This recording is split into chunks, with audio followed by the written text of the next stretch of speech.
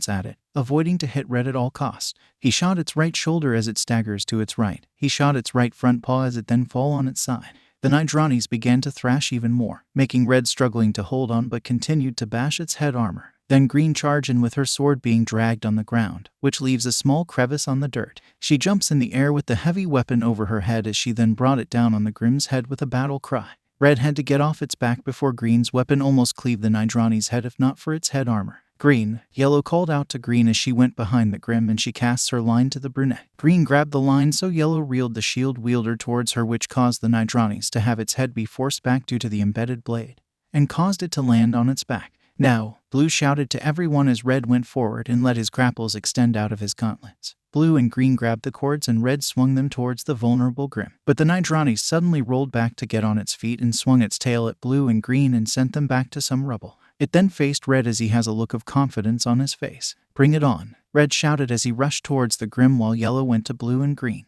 "Any damage?" Yellow asked the two. "Just got my shoulder dislocated," Blue said with a grimace till Yellow placed her hand on it and a bright yellow glow encased the two. "Then let it be healed," she said as she let go of him and Blue felt the pain go away. He looked at her then have her a small smile. "Thanks, no problem.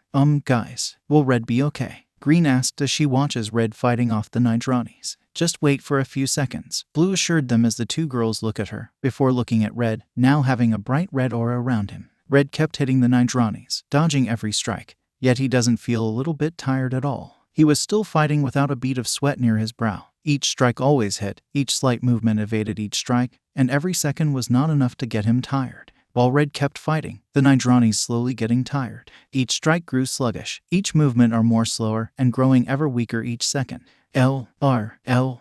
Red keep mutters as he strikes the Grimm with multiple punches on each side of the Grimm's head. He kept punching, he kept dodging, he kept looking forward without any sign of fatigue shown on his body. Like a machine, he kept attacking with cold and perfect efficiency. Not a single attack missing, never missing a step to evade, and never wasting any time to fight back. Stop and dash. He backed away so he could then deliver a quick punch to its nose. And up and talk. He then did a strong uppercut before grabbing its lower jaw and butt his head to break the 𝗓𝗏𝗏's nose even further. It went to attack sluggishly, but Red didn't deter. B. He blocked twice before sending a quick jab, then blocking another swipe from its claws. Then a powerful haymaker that sends the Grimm to the ground. "All right, Green cheered from the sidelines as she was being healed by Yellow. "Let's go," Blue said as he stood up and changes his weapon back to its sword form. The two girls nods as the three of them quickly ran to join up with Red. As the Gsm about to stand up, Red extended his grapples and wrapped it around its mouth. He wraps his legs around its neck as it struggles to get the cables off of its mouth and to get the cap-wearing boy off of its neck.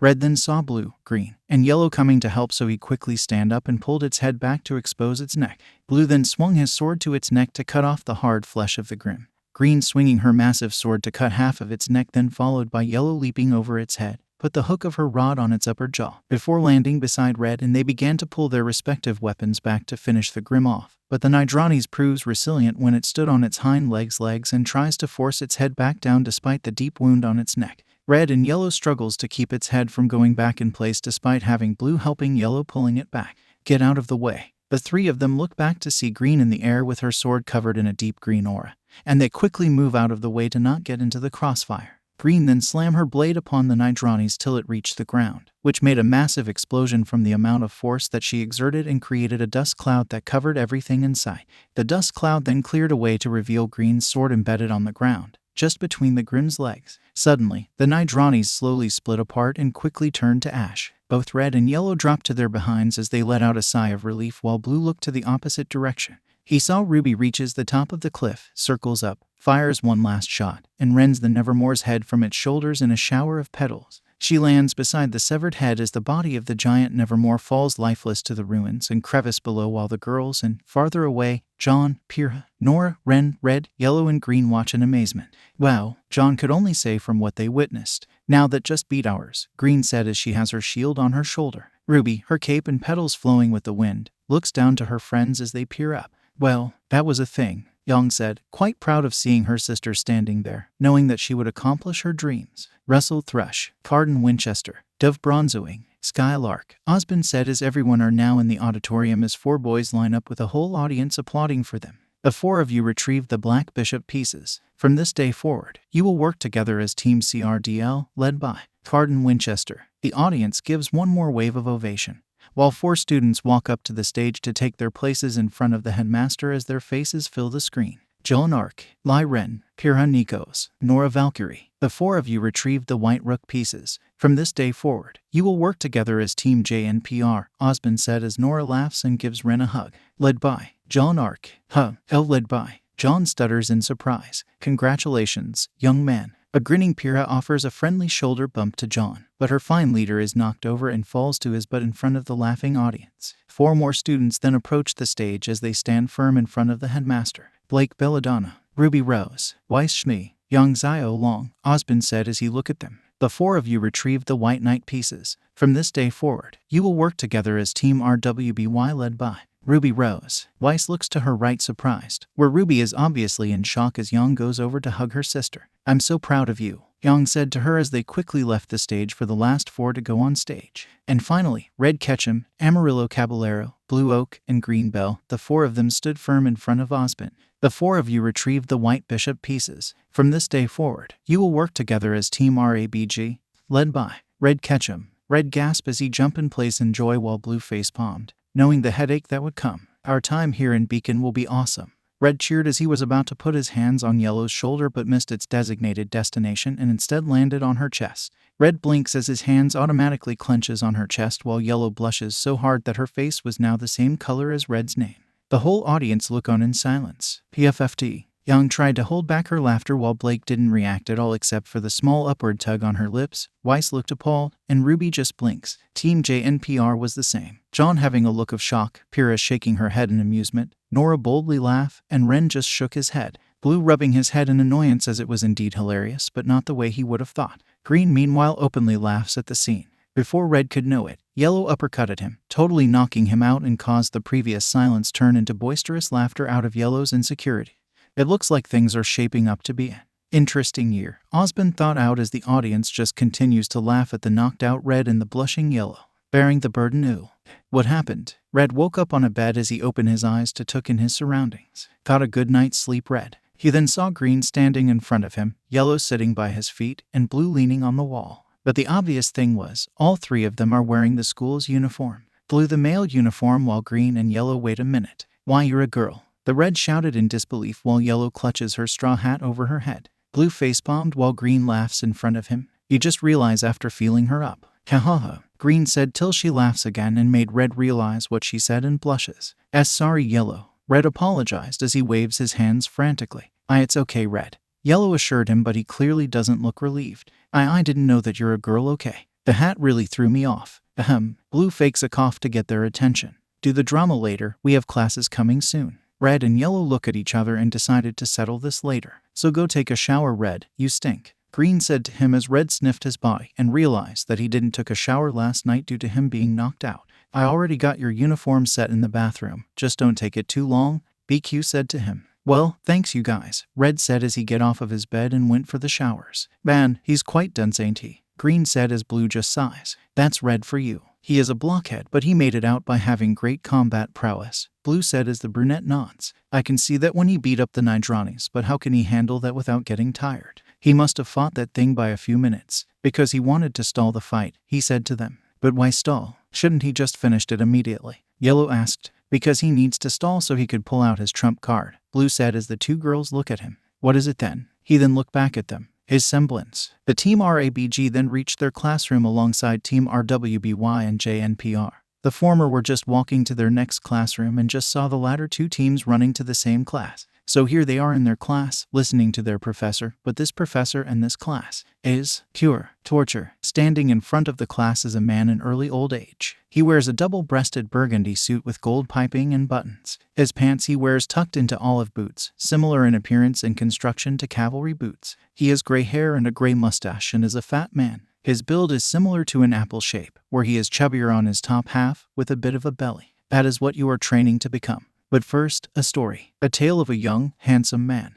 Me, when I was a boy. L-R, stop, and dash, and up, and talk. B-S. Red quietly mutters as he tries to keep himself awake from the nonsense he was hearing. He's not alone on this. While Blake, Young, Ren, and Yellow paid attention, he could see that they are getting bored from their professor's childhood story. He could see Weiss, Pyrrha, and Blue writing down some notes. Lastly, Ruby, John, Green, and Nora grew more drowsy in each passing second, with Nora going to dreamland first. Despite smelling of cabbages, my grandfather was a wise man. Peter, he told me. He just keeps muttering his mantra as he just wants something different to happen.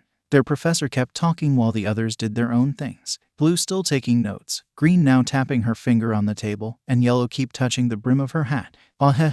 Their professor faked a cough as he waits until he has their attention again. In the end, the Beowulf was no match for my sheer tenacity, and I returned to my village with the beast in captivity and my head held high, celebrated as a hero. Their teacher then bowed to them as Red slowly getting frustrated. The moral of this story: a true huntsman must be honorable. Red's hand now feel clammy as he waited in anticipation while muttering his mantra. A true huntsman must be strategic, well-educated, and wise. His right leg grew restless, each second making his foot bounce. So, who among you believes themselves to be the embodiment of these traits? I do, sir. Red then looked to Weiss in shock as the both of them have their hands raised. 2 volunteers. Well, then, let's find out. Their professor said as he then turns to gesture at the pair of glowing red eyes surrounded by shadows shaking the cage that traps it. Step forward and face your opponent. Red and Weiss then left to change to their proper gear while Blue saw this and shook his head. What got our leader in a pickle? Green asked her partner. One thing about Red that he isn't so patient. He will soon start to blow if there isn't something to let it out,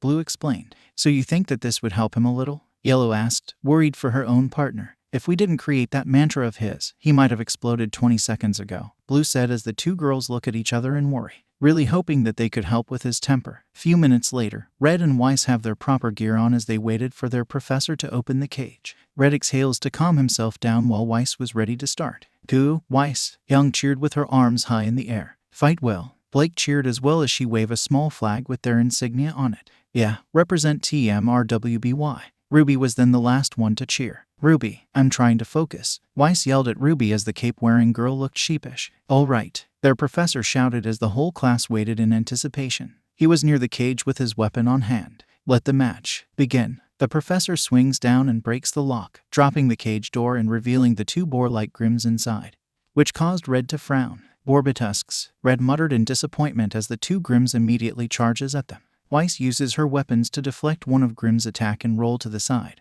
readying herself for its next move while Red just steps aside. From the other 𝗲𝗏𝗃𝗏𝗃, The two 𝗏𝗏 stands a distance away from their enemies, studying them. Haha, wasn't expecting that, were you? The professor said to them. You take the right one, I'll take the left, Red said as his grapples were ready. Red Weiss tried to talk to him, but he quickly fired his grapples to the walls and reeled himself in. As he was now in the air, Red retracted half of his cables and the rest as whips. He spun in the air, his grapples wrapping around the 𝗵𝗃𝗃 before pulling the 𝗏𝗏 towards him and kick it away. Bold, new approach. I like it. Their professor complimented the both of them, but Red kept his focus on his opponent.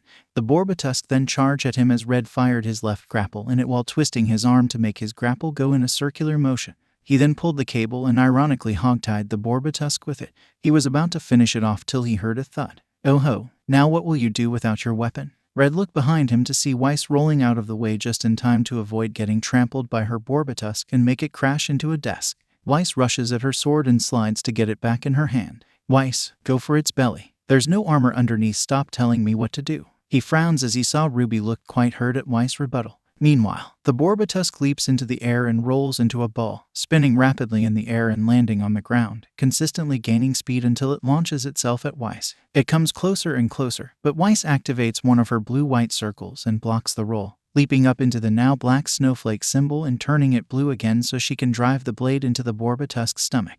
It squeals and falls silent while Weiss gasps in relief. Seeing this, Red then finished his 𝗵𝗃𝗃 by crushing its skull with his foot. Bravo, bravo. It appears we are indeed in both presence of a true huntsman and huntress in training. Their professor complimented the two as Red and Weiss stands up in attention, but the heiress looks quite tired. I'm afraid that's all the time we have for today. Be sure to cover the assigned readings and stay vigilant. Class dismissed. Weiss glares and turns away, walking hurriedly to the exit past her teammates. Sheesh, what's with her? John asked as the remaining members of Team RABG look at each other with the same question. Both Red and Blue are currently leaning behind cover as they followed Ruby to find Weiss, and what they heard made them frown. She doesn't have to be that harsh, Red said in disappointment as they saw Ruby looking dejected. While it is true, she doesn't have the authority to decide who would be leader, Blue said in agreement.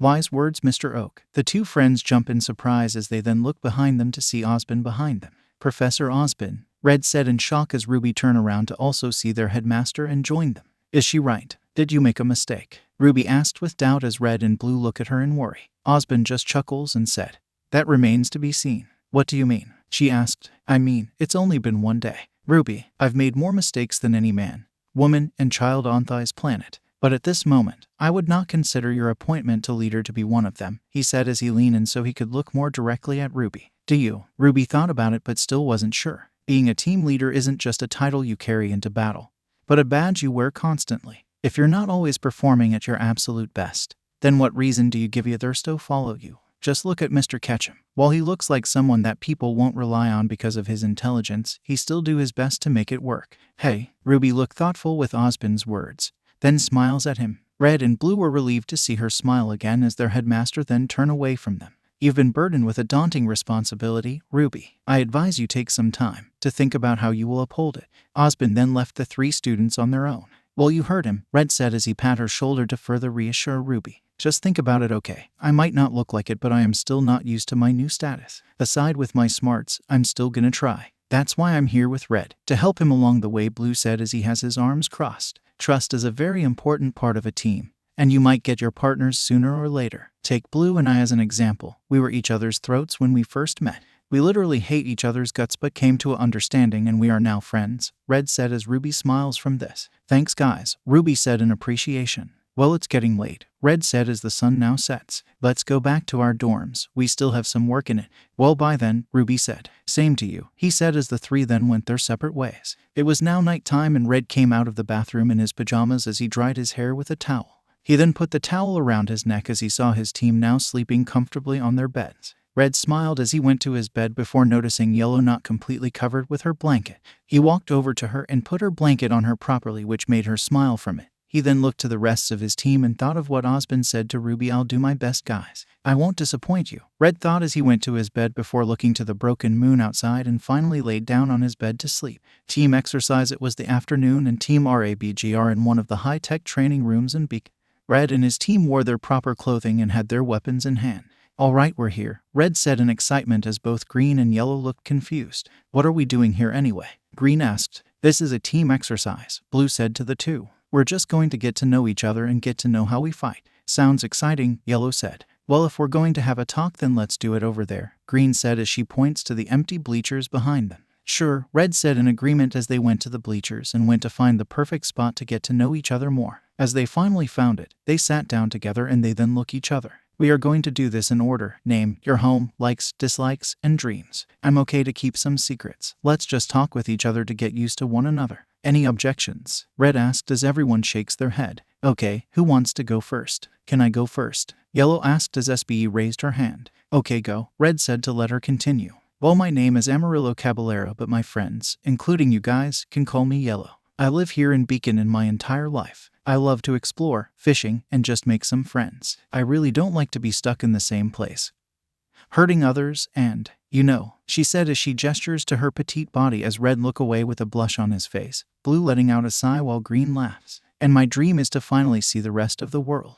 Well, that's good, right guys? Red asked the rest of the team and they agreed. He then faced Green. Finally, Green said as she leans forward. Well, my name is Green Bell. I live in Atlas on the city of Mantle. I like to shop, see some jewelry, and a certain someone that I have to babysit before coming here. The only thing I hate is I don't want to be the fool, so no lying. Okay, she asked them. Cross my heart and hope to die, Red swore while Blue shrugs and Yellow nods. Okay, thanks. So anyways, my dream is someday help Mantle when I get back, she said as she was deep in thought when she said that but made sure that she listened. Okay, Red said as he looked to Blue. Well, my name is Blue Oak. I live in Mistral on the southwestern coast with Red. I love to read in peace and doing some research. Nerd, Green yelled out as she was laughing till Yellow punched her for that. Blue glared at the brunette but continues. I don't want to be disturbed if I am doing something and annoying women.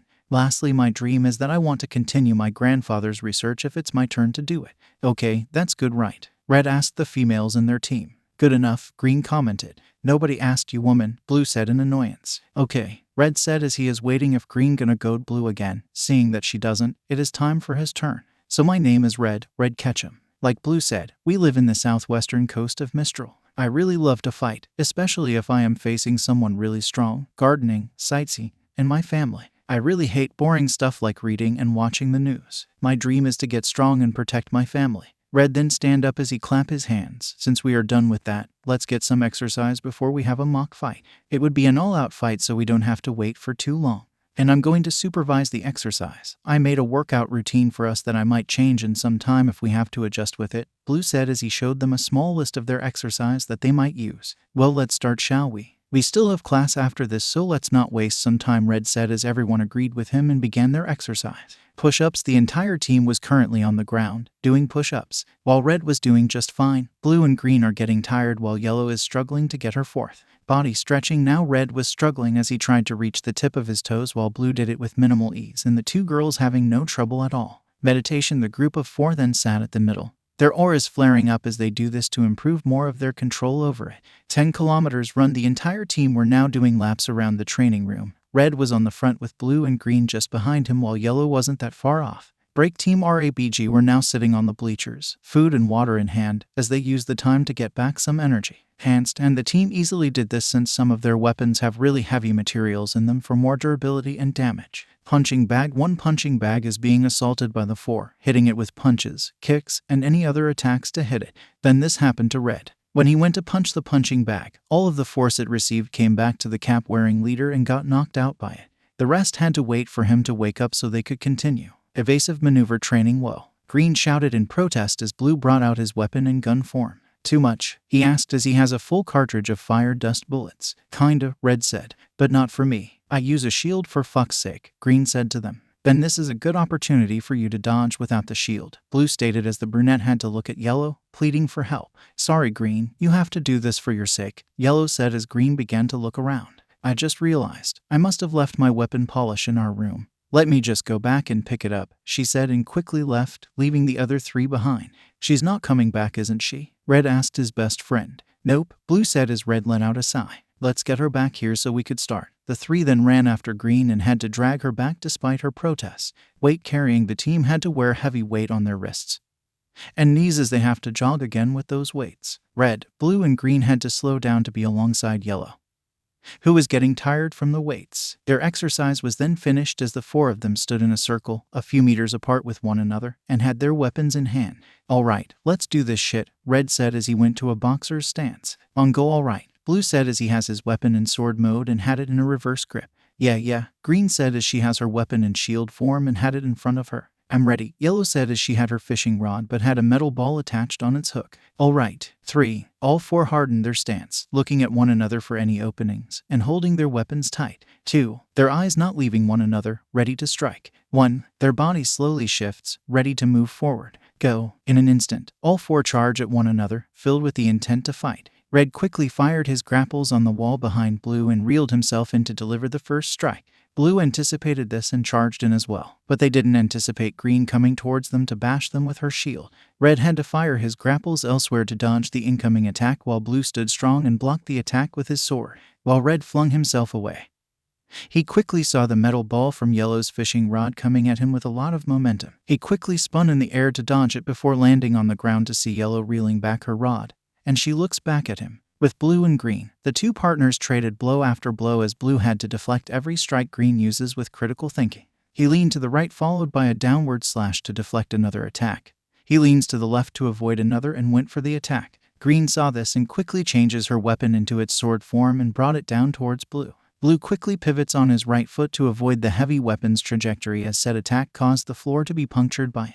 Now with Red and Yellow, the short blonde cast her weapon as she swung the attached metal ball to give it more momentum and aimed at Red. The cap-wearing teen quickly used his grapples at the ceiling and pulled himself up to avoid the attack. When he reached the ceiling, he planted his foot on it and pushed himself towards Yellow as he let his cables loose and swung them forward like whips. The short blonde quickly stepped back from every lash her partner did, twirling at the right moment to avoid every attack Red and cast the metal ball at him. He kicked it away but the line wrapped around his ankle and Yellow pulled him down to the ground. Red quickly used his hands to stop him from hitting the floor and pushes himself up.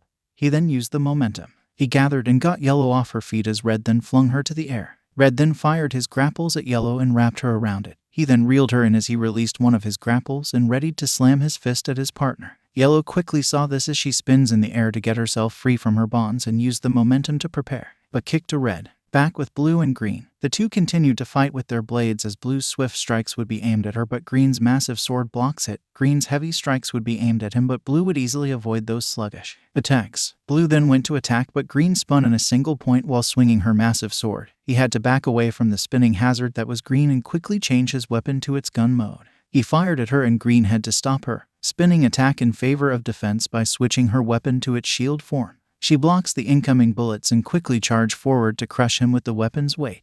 Blue had to quickly roll away from her straightforward attack and fired some shots at her, each bullet intent to test her as she blocks them with her shield. Analysis complete, he mutters as he quickly switched his weapon to its sword form and was about to charge at her till a loud crash was heard so he and Green looked where it came from and saw that both Red and Yellow sent each other to the wall from their respective attacks. This caused Blue to be distracted which Green used as an opportunity to charge at the brown-haired teen with her shield.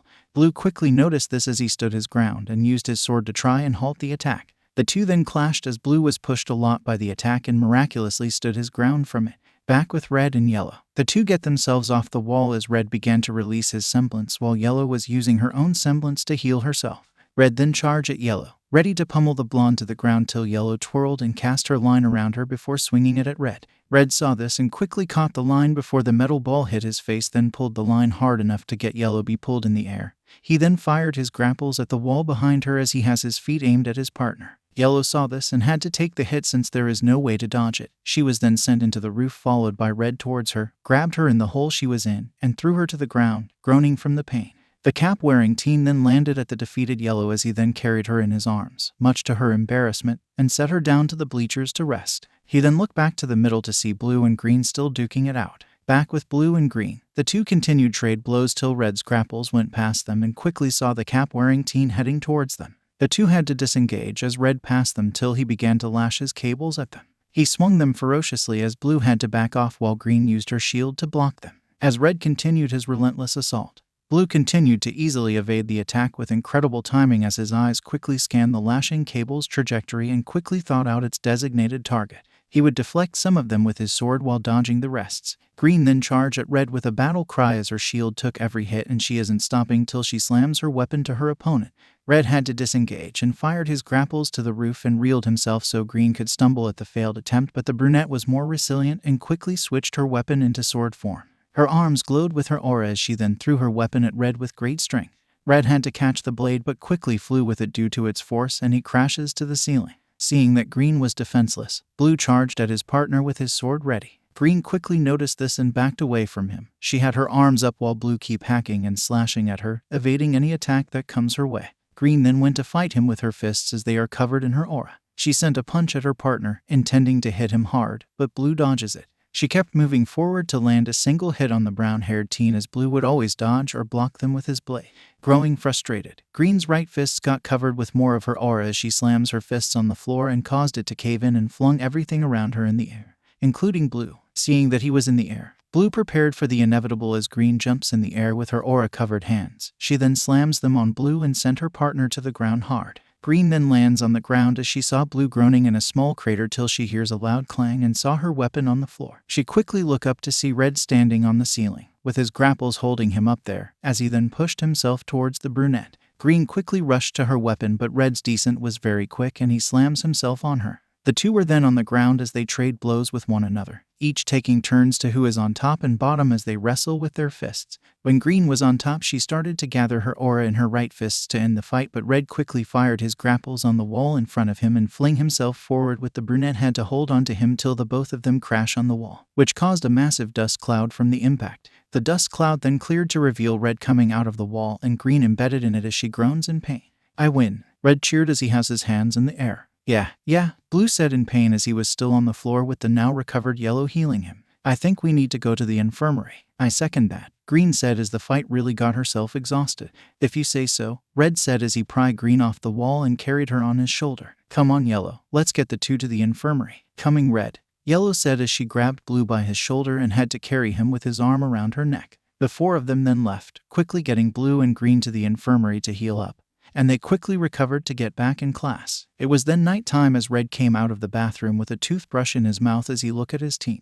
Blue is sleeping peacefully in his bed, his blanket covering his body. Green is also sleeping peacefully as she have her blanket only cover half of her body. Then he saw Yellow sprawled on her bed as her blanket was on the floor. Red rolls his eyes as he put Yellow in a more comfortable position and went to his bed. He then grabbed his scroll and his text before typing something on it before placing it back in his desk and sleep. Reason to be: a few weeks have passed since Team RABG's exercise with one another as they continued doing it while also focusing in their class more. Team RABG had just left the latest sparring class where an unfortunate John got embarrassed yet again by the school's resident bully, Cardin Winchester. "What do you think is wrong with John? He hasn't improved since the last few weeks," Red asked Blue. "I don't have an answer for that yet, but I would say that he needs to improve or he would fail his own team," Blue said as he has his arms crossed. "Way to ruin the mood, Mr. Serious," Green said with a frown. "Maybe it's something personal for him," Yellow said as Blue frowns. "If it is, he needs to let it go. He will not improve if he continues like this," Blue stated as the rest of the team thought of the blonde leader solemnly. Team RWBY,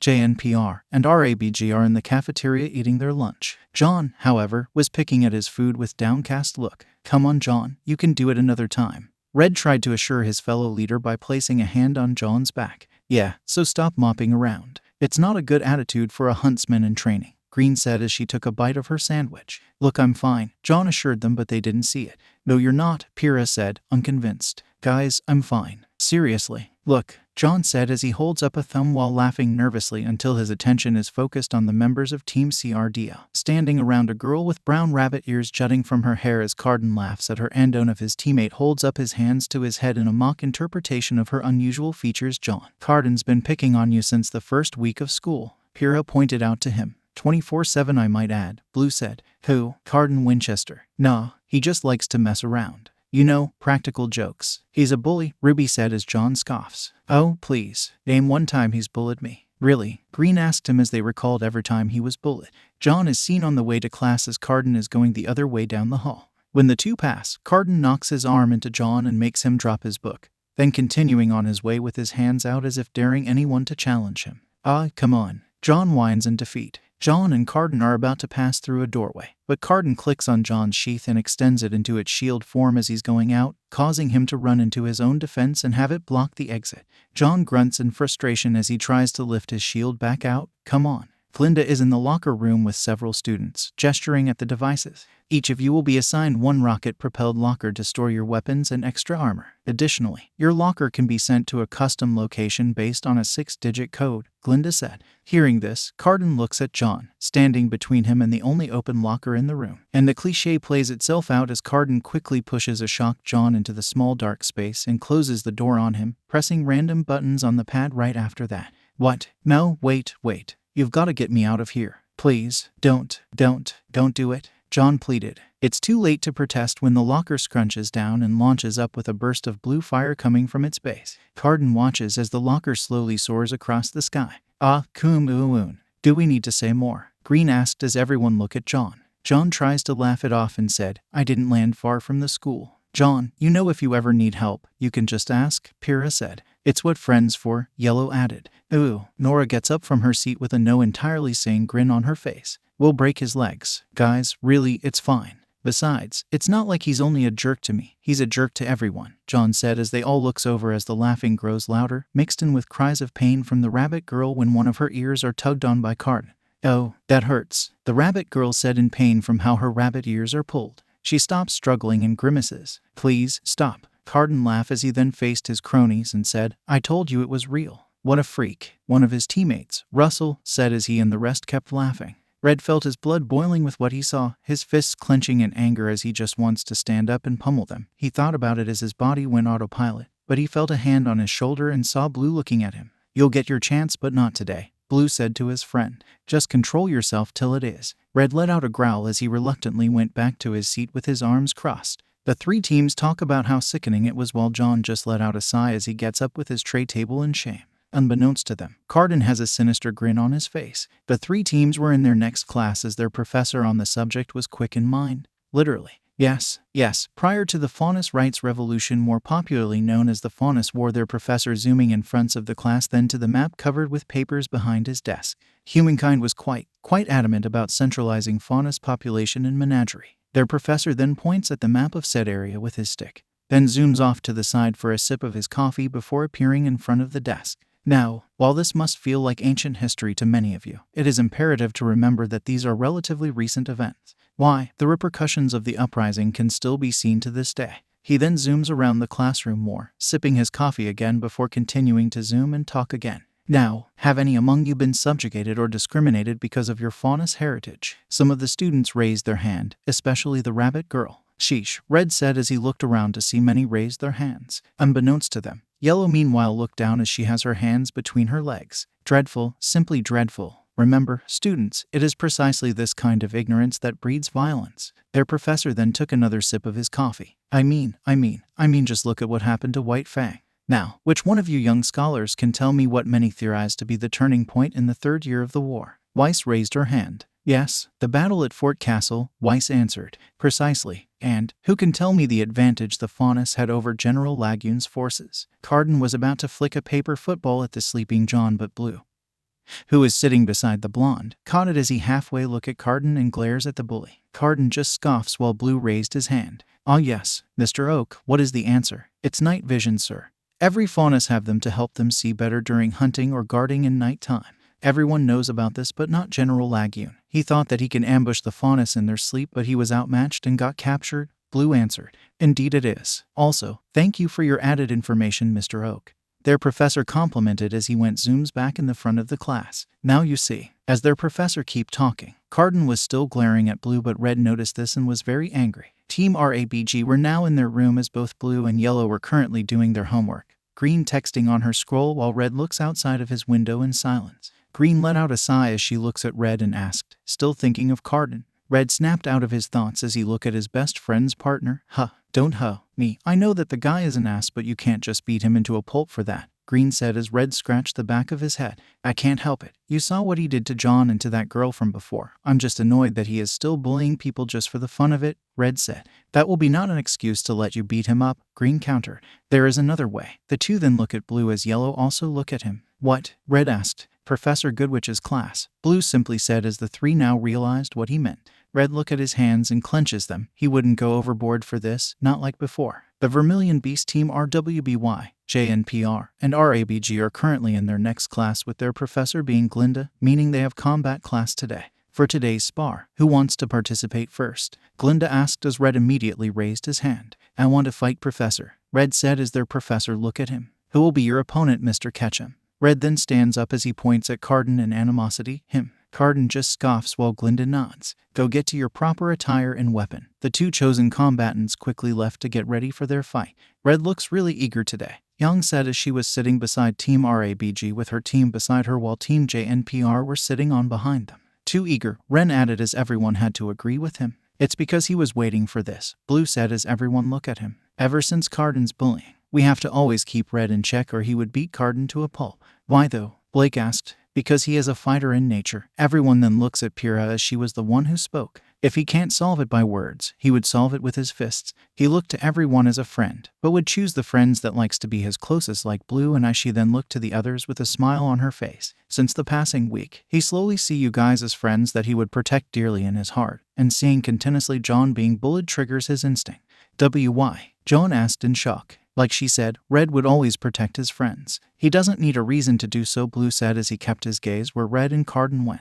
If he did, he would go all out. There's even a nickname for Red back in Sanctum, 𝗃𝗲 said. What is it? Ruby asked as the rest wondered as well. Blue and 𝗃𝗲 look at each other before looking to the rest and said 3 words that made them feel chills, including Nora. The Vermilion Beast. Both Red and 𝗏𝗏 came back to the sparring room in their proper attires and their weapons in hand.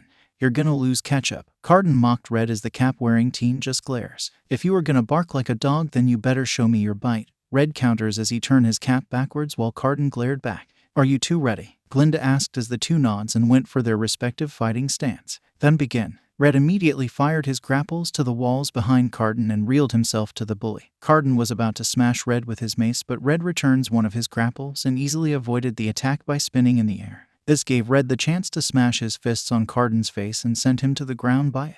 𝗏𝗏 groans from the hit while Red still has his grapple on the wall, which lets the cap-wearing teen to stand on the wall. Red then let his other grapple fall on the ground as he then jumped off the wall and used both grapples as long whips. He lashes at the larger teen as 𝗏𝗏 backs away from every attack but slowly struggles as Red kept lashing at him ferociously. Red swung his arms back and forth, left and right, up and down. He relentlessly moved forward with his cables lashing like pouncing snakes. He then launched his grapple at 𝗏𝗏 and flicked his wrist to make the cable twirl midair and wrapped itself around 𝗏𝗏's dominant arm. Red tried to pull 𝗏𝗏 towards him, but the bully easily resisted the attempt and pulled Red in instead. As Red was flung forward, the grapple around 𝗏𝗏's arm loosened and was ready to strike with his mace, but Red reeled his grapples back and quickly fired them to the wall on his left and right to slow himself down. Seeing that Red stopped, 𝗏𝗏 charged in as he was ready to swing his mace right at Red's head. Red quickly saw this and quickly reeled in his left cable back at him and reeled himself in with the right one. 𝗏𝗏 had to stop his advance when Red wasn't near him, but slams his weapon to use its only function and created a series of miniature explosions that went straight for Red. Red then fired his grapples to the ceiling to reel himself again as the cluster of explosions hit the wall where he once was and created a single larger explosion on impact. Red was now crouching on the ceiling as he looks down at 𝗏𝗏 while the bully looks up towards him with a snarl. Get down here, 𝗏𝗏. 𝗏𝗏 roared as Red just frowns. 3 more minutes, Red thought as he reeled his grapples back and he began to fall towards 𝗏𝗏 with his right fist ready to slam at the bully with the addition of his momentum on his fall. 𝗏𝗏 was ready to slam his mace at Red yet again, but the cap-wearing teen fired his left grapple at his weapon as it coiled around it and Red yanked it from 𝗏𝗏's hand. Seeing that he lost his weapon, 𝗏𝗏 had to block Red's attack with his arms and easily took it, but Red kicks him on the head with his left foot and tumbles to the ground from the hit. 𝗏𝗏 slowly recovers as he glares at Red, who was just a meter away from him, as the cap-wearing teen did a come-at-me gesture towards him. Like a raging bull, 𝗏𝗏 blindly charged as Red let his cables loose and spun in one place. With Red's only way of faster mobility now reaching a meter or two, spinning his body gave him a large area of defense that 𝗏𝗏 couldn't come close to. 𝗏𝗏 then looked to the right to see his weapon laying there as he tries to grab it, but the spinning Red blocks his way and the bully had to stop his advance. The leader of Team RABG then spun forward as the leader of Team CRDL have to back away from the gyrating team. 𝐼𝐧𝐿 then look at the grapples that was being swung around like whips as he tries to follow it before thrusting his hand and easily grab Red's weapon as he swung the cap-wearing teen to the wall on his right. Red groans as he saw 𝗏𝗏 grabbing his weapon and charge at him with the bully's weapon ready to slam on him. He raised his gauntlets up as 𝗏𝗏 began to pummel his mace at Red and continuously slam it at his opponent. 5. Team RWBY, John, Ren, Nora, green and yellow towards blue and 𝗃𝗲 as the brown-haired was the one to set it. 𝗏𝗏 continues to smash his weapon at Red as the cap-wearing teen grunts from each strike. 4. Then it was 𝗃𝗲. Red's aura slowly goes to yellow as he continues to keep his guard up. 3. Red then felt 𝗏𝗏 slightly slowing down from how less his strikes were a few milliseconds ago. 2. 𝗏𝗏 was now striking sluggishly as he was slowly getting tired from attacking as he just raised his weapon, hoping that it would be the finishing blow.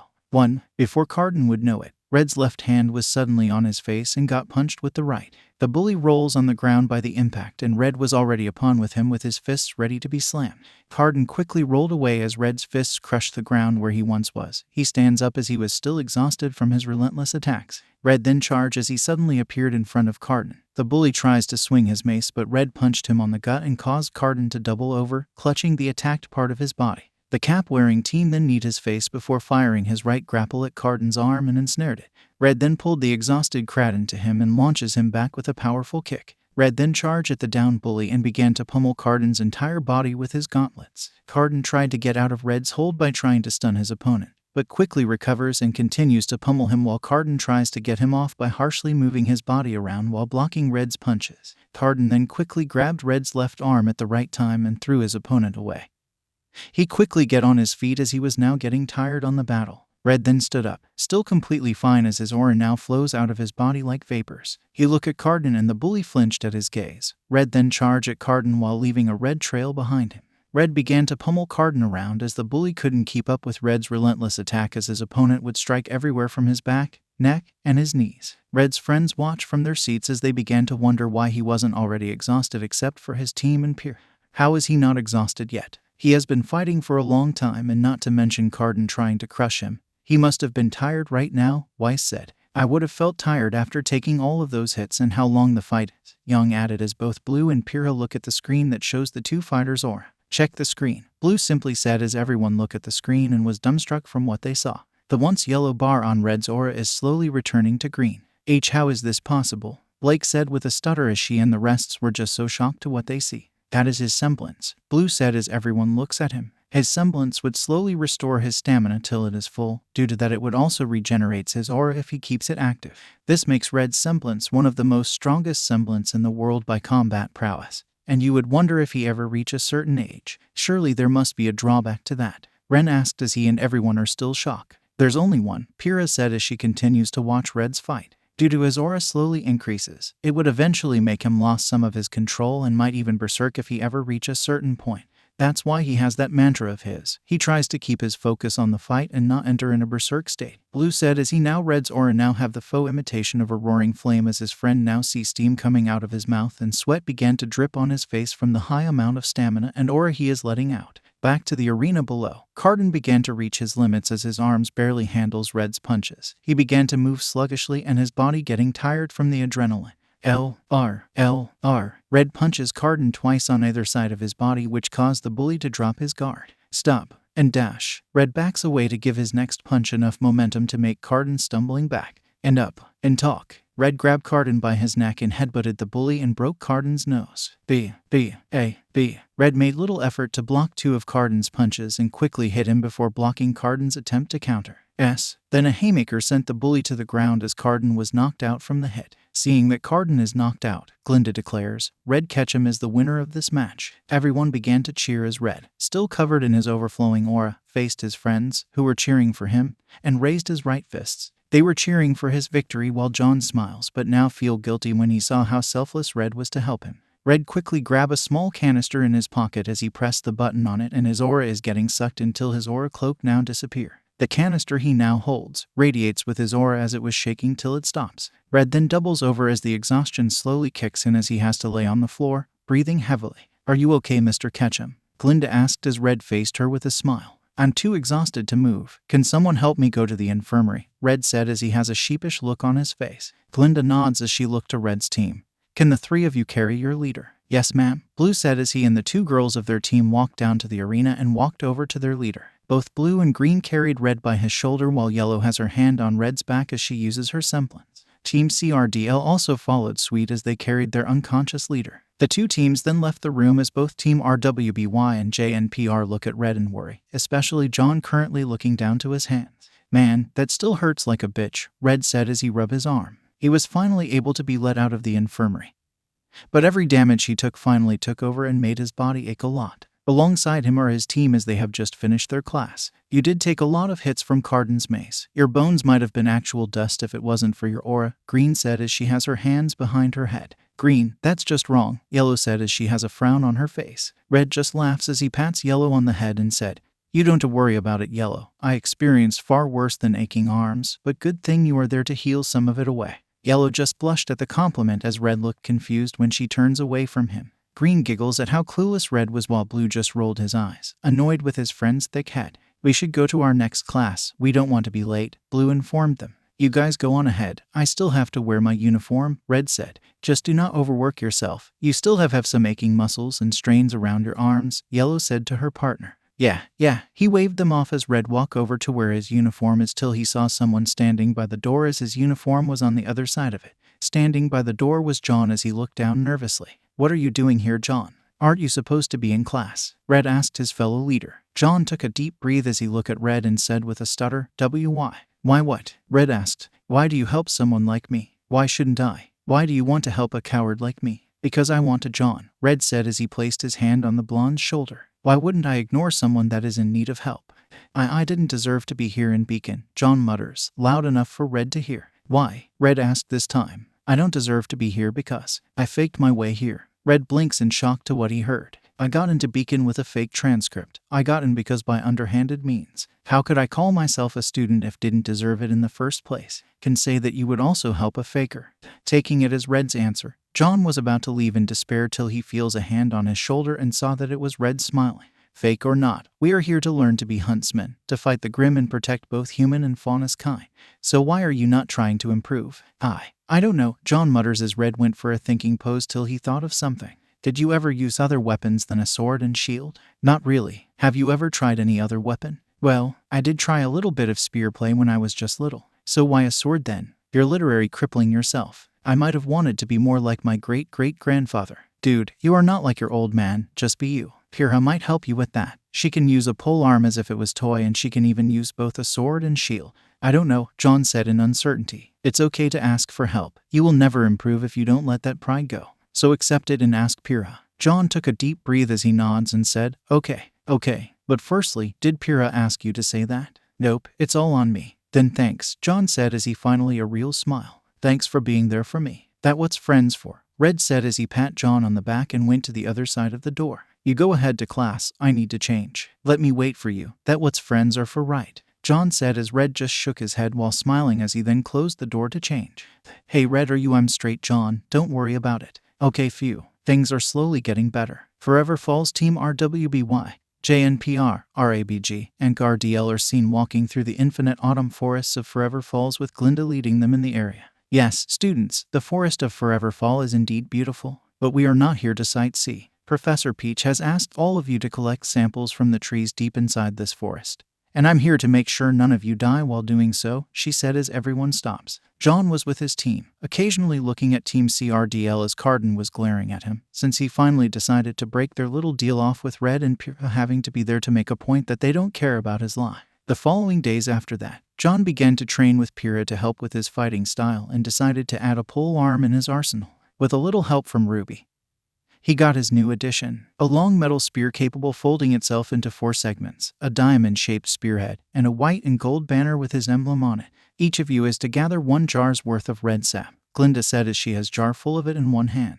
"However, this forest is full of the creatures of Grimm, so be sure to stay by your teammates. We will rendezvous back here at 4 o'clock. Have fun." "You heard her," Red said as his team were beside him with Team JNPR them. "So you guys want to come along with us? Cardin and his goons are still on the loose. We'll be fine, right guys?" John asked his team as he has his new weapon folded on his back. "Yeah, if they try anything, I'll break their legs," Nora said rather happily. "If you say so, just shout to let us know," Red said. "We're gonna be fine, Red." Geez, we're not kids anymore, 𝗃𝗲 said to him. People, everyone looked to see Blue pointing at his wrists. Tick-tock. You're such a pooper, you know that, Green said as she has her hands on her hips. We still have plenty of time, it's not like the sap are going anywhere. From that, everyone had to thought about it, then they looked to Nora, who is pouting. I heard it's good. Well, let's start getting some sap and be done with it, Red said as everyone nods and went to their separate ways. Unbeknownst to them, 𝗏𝗏 was glaring at them while holding a box which has something buzzing inside. Team RABG are now in a different part of the forest as they collect some of the sap in the trees.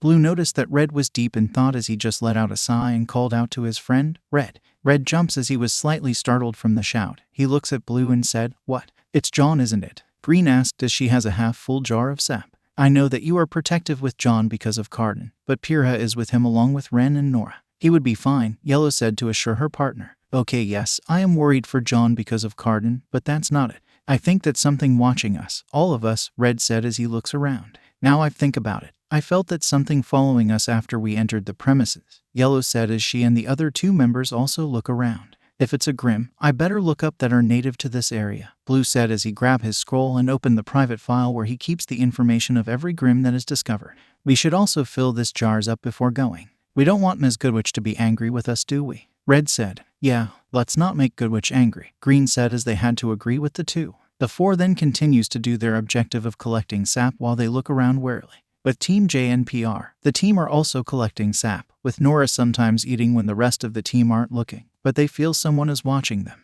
It's 𝗏𝗏, isn't it? John asked as Ren looked behind them and the sound of rustling was heard, but the stoic team could see some unmatching colors that didn't mix well with the area by the bushes. Yep, Nora said as she slowly reached out for her weapon, but Ren quickly caught her hand before she could even draw it, then slowly putting it back down, away from the weapon. John let out a sigh and said, Why can't they just leave us alone? We already made a point. I guess bullies are just really vengeful. Back in Sanctum, Red was the big brother of the juniors in the academy.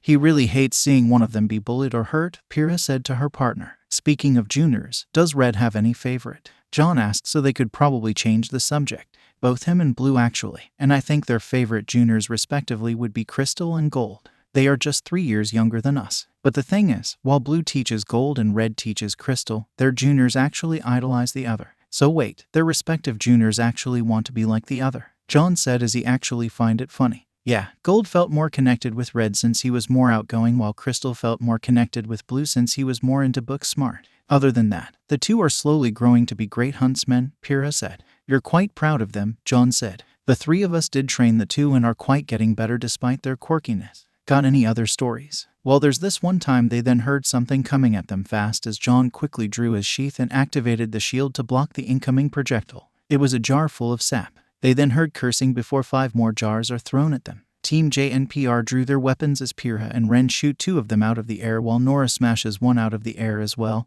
and John blocks the 4th one and swats the 5th one in the air. Let's get out of here before they try anything else, John said as he saw that his sword and shield has sap on it along with Nora's hammer. 𝗃𝗲 and Ren has splotches on the stuff as they knew that it would be difficult to be removed. They then heard buzzing as they saw a swarm of hornet-like 𝗏𝗏s, rapier wasps. Ren warns his team as they quickly ran away from the swarm. As Team CRDL laughs at the fleeing team, they never noticed something looming above them. Team RABG are done collecting sap as they now trying to find Team JNPR. Did you find any possible 𝗏𝗏? Red asked Blue. Still trying. There is so many possibilities to find, Blue said as he keeps checking on his scroll. We better hurry though, I think they are already in trouble, Yellow said as she looks around. Well, let's go then, Green said as they quickened their pace. As they hurried to find Team JNPR, they ran past Team RWBY as they looked confused. What was that about? Yang asked the rest of her team. I don't know, but if they're running that fast then there might be something going on, Blake said. I think it's about John, Ruby said as they now realized why. It's 𝗏𝗏, Young said. If 𝗏𝗏 and his team are the problem, then 𝗏𝗏 might be a problem if they cause enough negativity, Weiss deduced. Let's follow Red then, Ruby said as her team nods and followed their leader. Team JNPR are currently fighting off the rapier wasps as they try and swat away those insects with their weapons. The swarm of 𝗏𝗏s circled around them, trying to break their defenses with their huge numbers. When do these things go away? Nora shouted as she swings her sap-covered hammer. I don't know, just let me think, John said as tries to think of a solution for this scenario.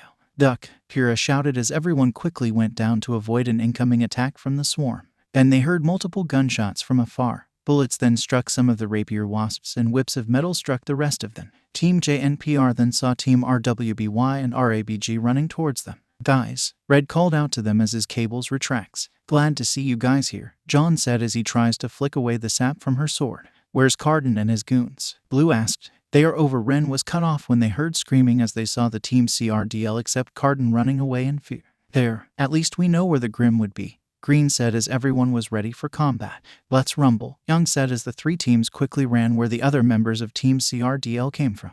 𝗏𝗏 was currently hiding behind a tree as he was frantically looking around in fear. He breathes really loudly till it hitches when he hears a growl. He let out a sigh of relief till he felt th tree behind him to get unrooted and caused him to run in fear. He tries to use the trees to slow down his pursuer, but he hears said obstacles getting toppled over. He keeps running till he trips on an embedded stone and grunts from the landing. He then heard something land just a feet behind him as he fearfully looked back to finally see his pursuer. It was a tall Grim, was a mixture of a man and an owl. If 𝗏𝗏 ever stood up, the Grim would be a foot taller than him as it also has a muscular build. It has a thick hind legs with sharp white talons that could easily cut through stone and bone armor above its feet and its thighs. On its black round head is a flat round mask with a single sharp point on the bottom of the mask that is similar to an owl. Bone armor that covers its entire front except for its neck and some of its chest as it forms a V-cut.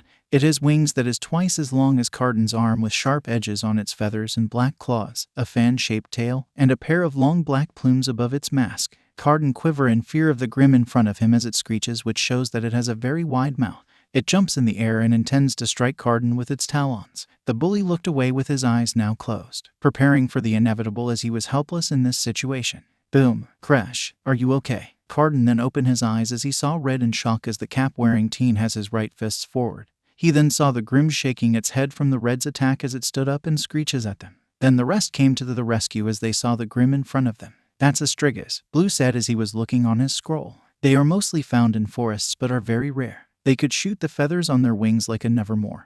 Their talons could crush stone and have a giant mouth to let out a loud screech to stun its target. So don't get hit and cover your ears," Young deduced as she was ready to fight. "Sounds easy enough," Ruby said. "You better not underestimate it," Blake said. "They would sometimes migrate to Mistral and are really dangerous. The chance of surviving is probably 70% close, but it's 63, Blue said as he puts away his scroll. "It's coming," Ren called out to everyone as they saw the 𝗧𝗏𝗧𝗏 swooping towards them. They quickly rolled away as they quickly stand up and were ready to fight while 𝗏𝗏 ran away like a coward. The 𝗧𝗏𝗧𝗏 was on the air as it stares at the students below and fired its projectile feathers. The three teams quickly split up to their respective teams as they try to distract the 𝗧𝗏𝗧𝗏 with their numbers. Ruby, Weiss, Blake, Pyrrha, Ren, and Blue fired at the flying Grim as the rest tries to get it down to the ground. The 𝗧𝗏𝗧𝗏 easily avoided the bullets and the attempts of grounding it rather easily despite its large body as it would fire powerful screeches to try and scatter them. Red and Yellow tried to bring it down again by using their weapon's sole purpose to do it. So Red is using his grapples to pull it down and Yellow uses her fishing rod to reel it in. Alongside them, John, Young, and Green blocks the feathers that the 𝗧𝗏𝗧𝗏 would fire at them as John and Green would block them with their shields while Young blasts them away with her weapon. Red then tethered the Grim with his grapples and pulled it down hard to the ground with Green and Yellow. Seeing that the sap is weighing his sword down, John stabs it to the ground and drops his shield to draw out his new weapon. He and the rest then charge as the defenseless Grim as it tries to get the grapple off as the students charge at it. The 𝗧𝗏𝗧𝗏 then suddenly change how its fight as it uses its wings to cut the grapple off it and began to swing its talons around to give itself distance. Most of them back away, but John's longer reach easily reached the Grim's shoulder and pierced its black flesh. It let out a small screech then backs away with a gaping hole on its shoulder. John then charged again with his spear as he let out battle cry while the 𝗧𝗏𝗧𝗏𝗏 thrust one of its talons at him. "John!" Everyone called out to him to stop, but he didn't stop. John kept running with his spear till a bright white light covers him. The 𝗧𝗏𝗧𝗏𝗏's aim was true, but a look of shock appears on the face of the Grim when its talons struck John. Instead of cutting right at the blonde, it breaks on impact and John continued forward. John thrust his spear to the Grim's unprotected chest and pierces through it. The 𝗧𝗏𝗧𝗏𝗏 screams in pain as it helplessly tries to get John off, but the white glow surrounding the blonde made him nigh invincible as its sharp feathers bends and its other talon breaks when it tries to strike him again. Eventually, the Grim grew weaker and it finally limps on John's spear. The blonde pulled out his spear and breathes heavily. He then turns around to see his friends look at him in shock while Blue recorded everything John did on his scroll. "Congratulations, John. You are the first huntsman in training to ever beat a 𝗧𝗏𝗧𝗏𝗏 in a fight. You did have help, but you did the 2 finishing blows," Blue said as John blinks. The blonde knight looking back to the disintegrating Grim, then back to his friend. Back in Beacon, Team RABG are back in their dorm again as Red yet again came out of the bathroom. He looked to see all of his team sleeping, then saw Yellow, sprawled again, as she has a bit of drool on her face. Red just looked at this with a smile as he approached his partner and fixed her up. As he was about to put on her blanket, he looks to her face. He looked at her in a trance as he admired her beautiful face since they become roommates. Red shook his head as he quickly put on her blanket and quickly went to his bed. He quickly grabbed his scroll to type out something before going to bed. Heritage. Team RABG are currently in the city of Vale as it was currently the weekends and it is a good time to relax. Currently, they are inside a bookstore called Tuckson's Book Trade, so anything you want to buy or rent. The owner of the store said as he was behind the counter. Just some of these. Blue said as he has 3 books about grim anatomy, behavior, and biomass. I want this. Green said as she has a drama novel in hand. I'll take this. Yellow said as she held a book about fishes. The owner nods till he saw Red still looking. How about your friend over there? The 3 members of Team RABG turned to their leader as he's still checking on the books on a shelf. Hey Red, what's the hold up? Green asked as Red snapped out of his musing as he looked to his team sheepishly. Sorry guys, I'm trying to find a book for my grandma, Red said as both Green and Yellow blinked. Grandma, both of them asked as Blue looked at them. Really, haven't you watched the news yet? Blue said as Green looked at him. What do you mean? She asked as Blue sighs and pulled out his scroll and showed her an article. Just a few days ago, the White Fang strikes again. The current CEO of the KM, 𝗂𝗚 Robinson, is currently in the hospital but is completely fine after the bombing during a charity event. What? Your grandmother is 𝗂𝗚? The 𝗂𝗚, the most well-known fashion designer in the world. I didn't even see the resemblance. Well, I got all of my features from my dad and my grandma decided to keep her surname instead of the family name. He said as he keeps looking around but Green grabs him and made Red face her. Your grandmother is a massive fashion icon. Then you must got to have some hold it women, Blue said as he grabbed his partner by her collar. You are not making Red as a way to go to a clothes store and get a massive discount. As the two argues, Yellow approached her partner. So any siblings? She asked. I have a twin sister. We don't look alike but we're still twins. I also have a younger sister that's just 3 years younger, Red said as he looked back to the shelves. Yellow hums as she then looks at the same shelf as Red till she saw something that caught her eye and points at it.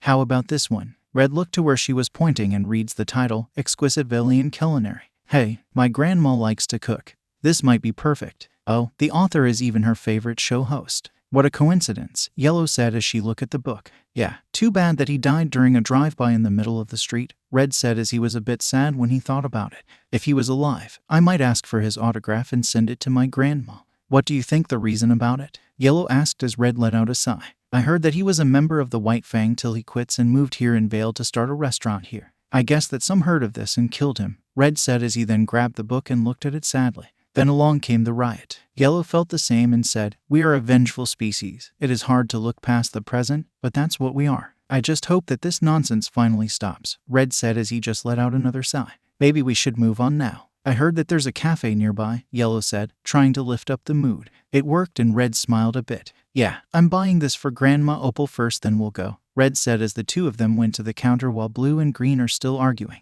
Later, Team RABG are now sitting by a cafe as 3 members are enjoying their drinks while reading their books. Red meanwhile looked around bored as he has the book he bought wrapped like a present. Any reason why you are bored? Blue asked as he still kept his eyes on his book. I'm just waiting for something interesting to happen, Red said as he took a sip of his drink then putting it down. Not like a fight or something but something we could do. You could just send that book to the mail, Green suggested as she looked at Red. Yeah, that's not gonna happen. Something wrong will always happen if we ever leave him alone, Blue said. Come on, it's not that bad. It was an accident, Red said. That went very drastically. Red grumbles as he just crossed his arms. Could you at least give Red a chance? Yellow asked Blue as he closed his book and looked at her. I already gave him a lot of chances but he somehow make it worse, Blue said to her. Then I'll come with him, Yellow said as Blue looked at her, waiting for her to continue. Red is my partner and our leader. As his partner, it's my responsibility to watch over him. As our leader, it's our responsibility to help him. Blue thought about it before he let out a sigh and said, Fine. But if anything happens, Red cannot be by himself without the entire team. Period. At least show a little bit of faith on me. Red grumbles as he and Yellow stood up as the two quickly left but Red quickly grabbed the wrap before they left. Remaining in their seats, both Blue and Green watched the two walk away then to each other. Wanna bet how long Red would get in trouble? She asked before taking a sip of her drink. I would say in half an hour before something wrongs happen.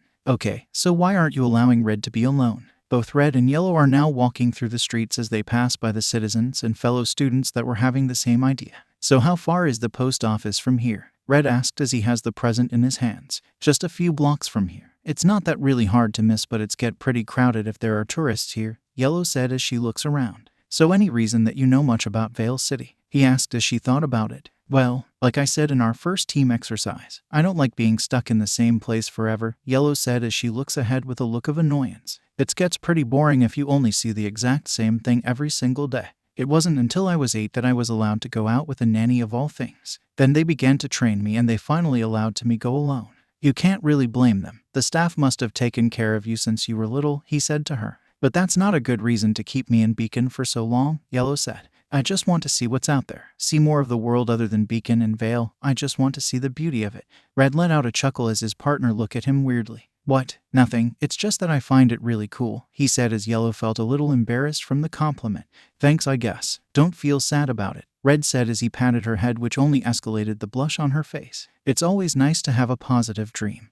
Not many people really don't think that way. Yours is not so different as mine, Yellow pointed out with a smile as Red just laughs it off. I guess so, Red said. L-R-L-R, stop dash up talk B-B-A-B-S-L-R-L-R, stop dash up talk B-B-A-B-S-L-R-L-R, stop dash up talk B-B-A-B-S. Then suddenly heard music as the two looked to their left to see a music shop beside them as Yellow slightly recognized it.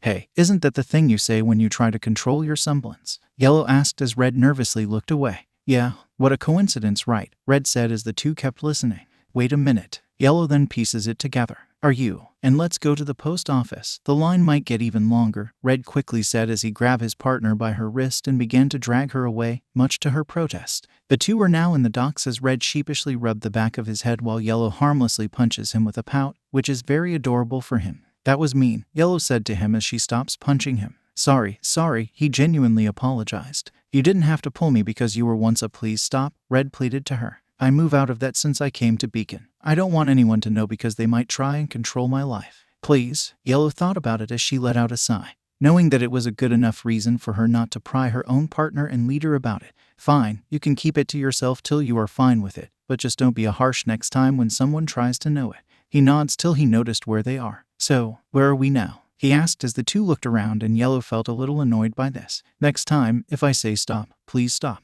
Suddenly, they saw a monkey faunus running past them, followed by Team RWBY. Red was about to give chase till Yellow grabbed his wrist to stop him. Blue said not to cause trouble, Yellow said to warn him. But no buts. Red was about to protest till Yellow gave him the disappointed look and he relented. Fine.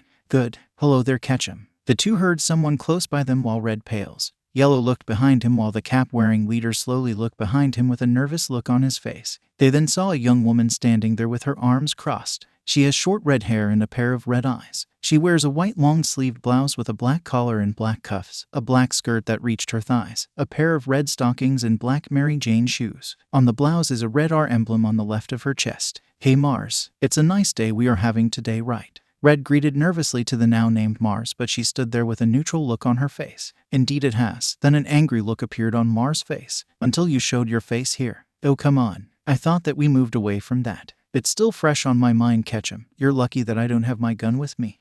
Yellow then gets between the two as they look at the little blonde girl. Red, who is she? Yellow, this is who is this? Your girlfriend, Mars asked as the two blushed at the thought. He's divided by she's you know what. I don't care. She cuts them off intentionally as she then offered her hand to Yellow. Mars Amori, it's a pleasure to meet you. Okay, Yellow said as she hesitantly accepts the hand and shook it. Yellow Caballero. A pleasure, Mars said as the two then let go and she glares back at Red. Remember this, 𝐻𝐵. Try anything to my family again. You aren't getting the protection of your own home.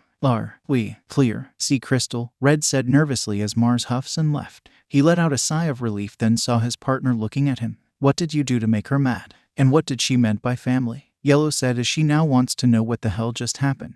Well, Red did what to a mafia family? It was almost nighttime as both Blue and Green are in their team's room. Green has a look of shock while Blue calmly read his book. Like I said, he destroyed the head of the gang's car filled with everything they bought in it, he simply said. How in the world did he manage that? And you're telling me that he was 10 when that happened? He went overboard with his semblance during that time. Not to mention the metal bat that he got for his birthday was one of the evidence used against him. Good thing that his parents were able to pay him out of juvie again or he might not be able to attend any academy. He did get better though. How are you taking this lightly? Because I somehow got in trouble with him when I tried to stop him. Blue said in annoyance till they heard the door to their room open. Both Red and Yellow then entered the room as the two went to their respective beds. Did Red get into trouble? Green asked. Not exactly, but a girl that Red knew talked to us, Yellow said as Blue looked up when he heard what she said. Is this girl's name Mars? He asked as Green looked at him in surprise. Mars? From the 𝗲𝗵𝗲 family. You mean the family Red messed with is the baddest crime family in 𝗵𝗲? Green said as the three looked at her in surprise. You know them? Red asked. Yeah, I was their son's babysitter till I have to go here. Green said it so casually as the three continuously blinked at the news. Okay. That was what Red could only say as all of them are now taken back from all of this. Suddenly they heard running from outside their door. The four quickly snapped out of their surprise as Yellow looked outside and saw Blake running across their room.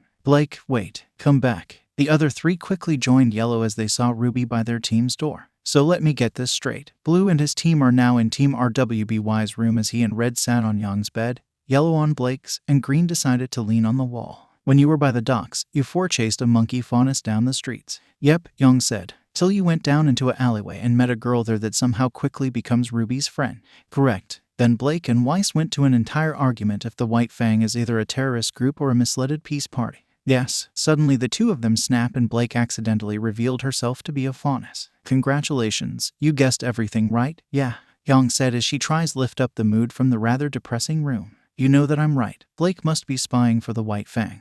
Weiss said adamantly as Team RABG looked at one another. Honestly, I don't have any problem with this, Red said. Yeah, I don't see anything wrong with it, Green said with the other two agreeing. Weiss looked at them in shock and asked, so you guys are not that worried that the White Fang might actually spying on us, or worse, getting assassinated? I'm not really convinced, Blue said. You can't be serious. The White Fang have been causing a lot of chaos lately and you just accept it like some kind of accident. We are not 𝗧𝗵𝗲, Green said with a bit of animosity that made Weiss flinch. We do think the White Fang is the problem, but thinking Blake is some kind of spy is ridiculous. Weiss then looked at Red. Red, you don't even think of putting my family into this. I know that the White Fang did try to target my family on small occasions, but we never hold a grudge for too long, Red said to the heiress as she gawked at him. Everyone looks at the heiress as she tries to make herself small from the look of disappointment she was getting. How can you forgive them so easily? Weiss asked Red as he crossed his arms. I never forgave them, but I never hate them, he simply said to her. Even if you're a victim, would you really blame a single person for an entire group? No, it's like some of our faunus classmates blaming you for your father's actions. I'm not like my father. Weiss yelled at him till he stood up. And Blake isn't the entire White Fang. He yelled back as his aura activated with his emotion. If you were somehow kidnapped other than the White Fang, who would you blame then? Weiss was shocked from the question as she doesn't know the answer for it. Who would you blame if you were somehow kidnapped again? Who would you take your anger on? Who will you lash out on if you ever experience it again? Red. He looked towards Yellow, the one who shouted at him, look at him in worry. That's enough. He then saw Weiss now looking down in contemplation and guilt. He let out a sigh as he quickly left with a worried Yellow running behind him. Yellow lost track of Red in the empty hallways of Beacon till she finally saw him outside the building. Looking at the broken moon in deep thought, Yellow quickly ran over there as she stood beside him. Red, she said to him as Red looked at her with an obvious fake smile. Sorry about earlier, Red said to his partner. It's okay to be angry, Red, she assured him as the two of them stand below the moonlight. It's what made us different from everything.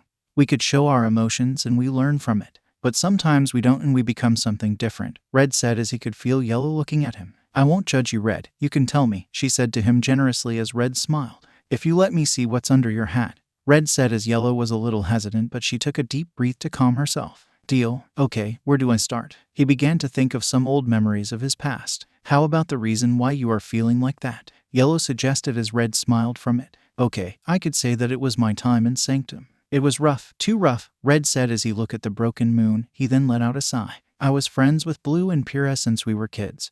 But do you know what people thinks if they see three famous people hanging around with another? Gossip and rumors. What were they then? She asked him. They are just annoying rumors, but I was quite arrogant back then, short-tempered too. I always start every fight and I'm not ashamed of it until today. Red then frowned as he now remembered a part of his past. Except for one fight. The guy had a semblance that makes his attacks twice as strong and he thought that he could win against me. But I showed him how strong I really was in the sparring ring. But what happened? She asked as was now more worried for him. I won, of course, but my semblance reached its limits and I went berserk. Red then let out a sigh as he sat down on the grass as Yellow sits down as well. Before I know it, I pummeled him into a pulp. Blue and 𝗵𝗲 said that I was roaring like an animal when I brutally smashed his face. Then I was almost put in juvie because of it if it wasn't for my family paying my bail. After that, I basically quit fighting and never resorted to violence ever again, so I went for a different career. A singer, 𝐒𝐬𝐫 said as Red let out a chuckle. Yeah, my sister and I did a small gig till we became famous. We had to use our personal stage names and have multiple costumes when we joined up with a group of friends who sings for a hobby. We really needed that many costumes so we would not get hounded by the fans. But it didn't stop some of them to target my sister, he said as he began to feel angry. His brows furrowed and a scowl appeared on his face. A crazy fan kidnapped her after one of our concerts and it made me furious. So what changed? Why did you want to fight again? She asked as Red lied down. When I saw my sister hiding from that creep, I beat him into a pulp and saved her. And at that point, I kind of found my reason to fight again. I now want to fight to protect my family, he answered as he gazed at the stars above. To protect them from those types of people that would try and hurt them again. I would even pummel them till they are unrecognizable. 𝐒𝐬𝐫 look at him in worry as Red laughs and sit up. Relax, there's no reason for me to even have those kinds of thoughts. But I'm still gonna go all out if something did happen to my family, Red assured his partner as she let out a sigh of relief. Geez, don't scare me like that. Sorry, I'm just joking around, but you're gonna have to let me look under that hat. A deal is a deal, Red said as 𝐒𝐬𝐫 was a little hesitant about it, but she let out a sigh as she had to follow their deal. Just don't judge me, okay, she said to him. I won't, he assured her as 𝐒𝐬𝐫 took a deep breath. She then removed her straw hat. As Red was shocked from what was really under the hat. It was a pair of long yellow ears with black tips on top of her head. But it was currently drooping since 𝐒𝐬𝐫 looked quite embarrassed about it. Red subconsciously moved his hand forward, which made 𝐒𝐬𝐫 flinch. He pulled his hand away as she looked in embarrassment till he reached out for her again and puts his hand on top of her head. 𝐒𝐬𝐫 shivered in embarrassment from his touch, but that was soon changed to joy as Red began to pat her head. Her long ears now pointing upwards and occasionally wiggle from time to time. Red chuckles at this as he put back his hand and said, I knew you looked better without it. 𝐒𝐬𝐫 blushed from his compliment, but she was glad that he didn't took her secrecy too much. The then two continued to stay outside till Red noticed that 𝐒𝐬𝐫 was leaning on his chest and could hear her snore. He smiled at this as he carried her like a bride and walked to their dorm to sleep. Yet a single thought is still in his mind. Where could Blake be? Cat and mouse black. Red shouted as he and his team are currently walking in the city of Vale. Black. 𝐒𝐬𝐫 shouted as well. Come on, Blake. We have tuna. Green joined in. Will you two quiet down? It's the middle of the afternoon, Blue said to them as he noticed everyone looking at them. The three of them looked really embarrassed, but that was what they could think of. Besides, why are we doing this without asking Ruby first? Will they accept our help? Red asked his friend as Blue shook his head. That is why we are not telling them. There's also a chance that they might somehow get on the mafia's bad side. I'm sorry if I ask, but what other things did you to the 𝗲𝗵𝗲 family other than the car incident? Green asked him as Red looked around nervously while Blue let out a sigh. Well, there's that one time that I might have accidentally blown up one of their warehouses when I played around with firecrackers, Red said. That caused them a lot of money from the damaged supplies, Blue said. The time Blue, 𝗲𝗄𝐺, and I played with our ball, but I accidentally kicked it too hard to their boss room. We didn't get it back. Then there's the time I crashed 𝗲𝗵𝗲's birthday when we were driving with our friends. Red wanted to drive when he was really drunk. I think all of us were drunk that day. Both Green and 𝐒𝐬𝐫 gawked at the two as they couldn't comprehend what other mishaps Red did while Blue was dragged along in the fire. Okay, good thing you have me around now or things might get more messier, Green said to them as they kept walking, still shocked at the things she hears now but wonders in horror with the rest. Guys, 𝐒𝐬𝐫 called out to them. Blake, oh yeah, sorry, still feel really awkward with the mafia might be possibly here. Red admitted as he frantically looked around in fear, literally scared knowing that he isn't safe outside when the thought of the mafia actually here in Vale. Okay, if we were Blake, where would she go? Blue asked the team. What does Blake even like? Green added as they thought about it. She does love to read and doing it somewhere peaceful, Red said to them. We could try the bookstore and cafe we went to. She might be there, 𝐒𝐬𝐫 said as everyone have to agree with their youngest member. Okay, 𝐒𝐬𝐫 and I will check the cafe while you two check the bookstore. If we see Blake, let's not reveal ourselves yet till she is actually in trouble, Red said to them as his team nods in agreement. All right, let's split up. The team then split up to their respective partners to widen their search for Blake. In another part of the city, Red and 𝐒𝐬𝐫 slowly walk towards the cafe as they want to be sure not to scare her off by their presence. They want to calmly talk things out, not to make Blake run more. All right, the cafe is just a block from here, 𝐒𝐬𝐫 said. Okay, we now need some way to not get caught by Blake. Is anything nearby it could help? Red asked. There's a flower shop, a gym, and a motel. Okay, Red then thought of the choices till he finally thought of a good one. We'll take the flower shop. We could watch from inside while the flowers will be our cover. It's just not that, isn't it? His partner asked him as Red awkwardly laughs. I kinda need to order a bouquet for my grandma, he said as 𝐒𝐽𝐫 smiled for him. The two then reached the cafe and immediately saw Blake with the monkey faunus from yesterday. And they now get a better look at the newcomer. It was a tan-skinned boy with short spiky light blonde hair and dark gray eyes. He wears 2 red wrist bracers over black fingerless gloves and an open loose collared white jacket with no shirt underneath, displaying his muscular physique. He also wears blue cargo pants tied up with a white belt. He wears white bandages on his legs and has a chain hanging from the belt loop on the right side of his pants. He sports black and yellow sneakers and wears a twisted golden necklace around his neck, replaced by a black cord with a round pendant bearing his monkey emblem. As a faunus, he has a long, yellow, prehensile monkey tail. The two quickly went inside as Yellow kept watch while Red would order some flowers, but he would occasionally look outside if Blake is still outside. Then a female employee approached him. "Can I get you something, sir?" The employee asked Red as the cap-wearing leader looked towards her. "Well, I need some flowers for my grandma. She is currently in the hospital and I was hoping that you have some flowers that I could give to her," he said as the employee nods. "We might have the ones that you want. Do you have an address so we could send it?" she asked as Red gave her the address of the hospital that he have wrote just for this. "Red," Yellow called out to him. "They are about to move." Red then frantically gave his credit card as the employee wondered why they are in a hurry. But she grabbed his credit card before swiping it on the register to complete the purchase. She gave the credit card back and was about to get his change. But the two already left, leaving the employee more confused before shrugging. In another part of the city, both Blue and Green are by the bookstore till Blue's scroll rang. He picked it up and answers it. "Hello," Red said as the call ended. Blue put back his scroll and turns to his partner. "Let's go." Blue nods as the two of them quickly went to their next destination. It was now nighttime and Vale Team RABG watches Blake and her monkey companion on a rooftop that is just far away enough to not get spotted. They stayed there for a long time as Blue and Green had to get some blankets for themselves and some snacks. Currently, both Red and Blue are using binoculars to watch Blake and the monkey faunus talking to one another. Then Blue looked to the docks and saw multiple containers from the SDC.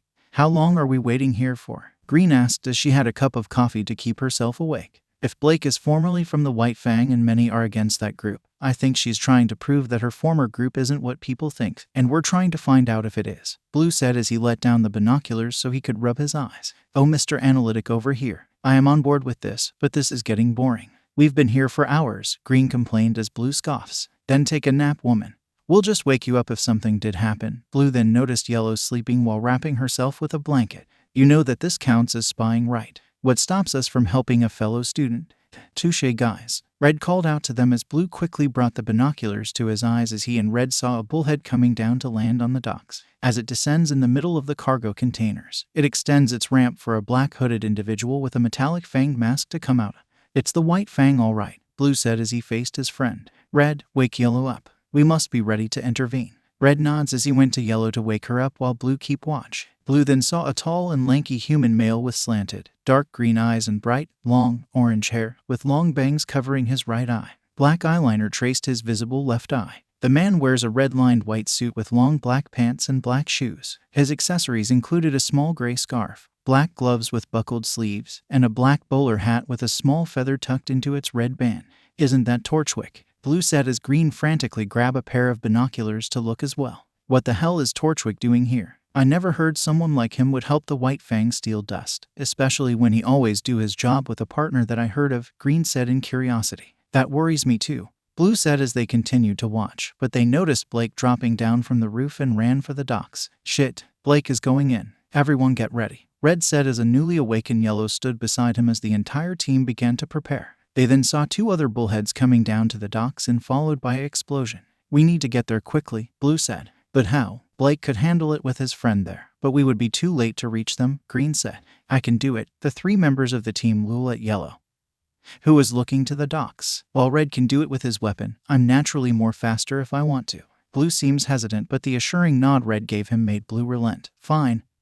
Just go there quickly." Yellow nods as she removed her hat and gave it to Red. Blue and Green were surprised to see the extra pair of ears that Yellow had, but the 3 were shocked and amazed when the blonde began to emit electricity around her. Before they knew it, Yellow disappeared by a flash. Both Blake and her companion are fighting Torchwick, but the White Fang are hiding so they do a sneak attack at the faunus. Before they could do their attack, the ones on the ground were immediately knocked out without a single bruise by a yellow flash as the ones from above were shocked to see their fellow brethren in an unconscious state as they look around frantically for their attacker. Even when they try to look around, they were immediately knocked out as well as some fall of the high ground and face planted on the concrete floor and the rest were close to falling off. The remaining members began to fire, yet they met 𝐬𝐴 same fate. By the entrance of the docks, Yellow appeared by it in a flash as she was currently taking some deep breaths while her faunus ears droop back. The electricity around her disappears as she was a little exhausted from her own sneak attack. Yellow, the young blonde, then saw Ruby alongside another girl as they look at her. The girl beside Ruby has short, rather curly orange hair that came down to her chin with a small cowlick on top, and she wore a pink bow on the back of her head. She also had bright green eyes, light skin, and freckles. She wore an off-white old-fashioned styled off-the-shoulder blouse with frill-detailed trim and frill-flared cuffs that half covered her hands alongside copper button detailing on the lower parts of her sleeves. She also sported a short gray pinafore dress with golden trim on the hem alongside 4 light green stalagmite-styled stripes on the lower half of the dress, 2 on the front and 2 on the back, accompanied by 2 matching colored circles above the tips that had a stripe that ran around her waistline, with golden outlines and a detachable black and light green collar. She also wore a pair of black thigh-high leg pieces that seemingly were attached to black shoes. The leg pieces had a single green stripe up the sides that appeared to light up. "Hey Ruby," Yellow said nervously as she was a bit exposed without her hat. She could even feel her gaze on.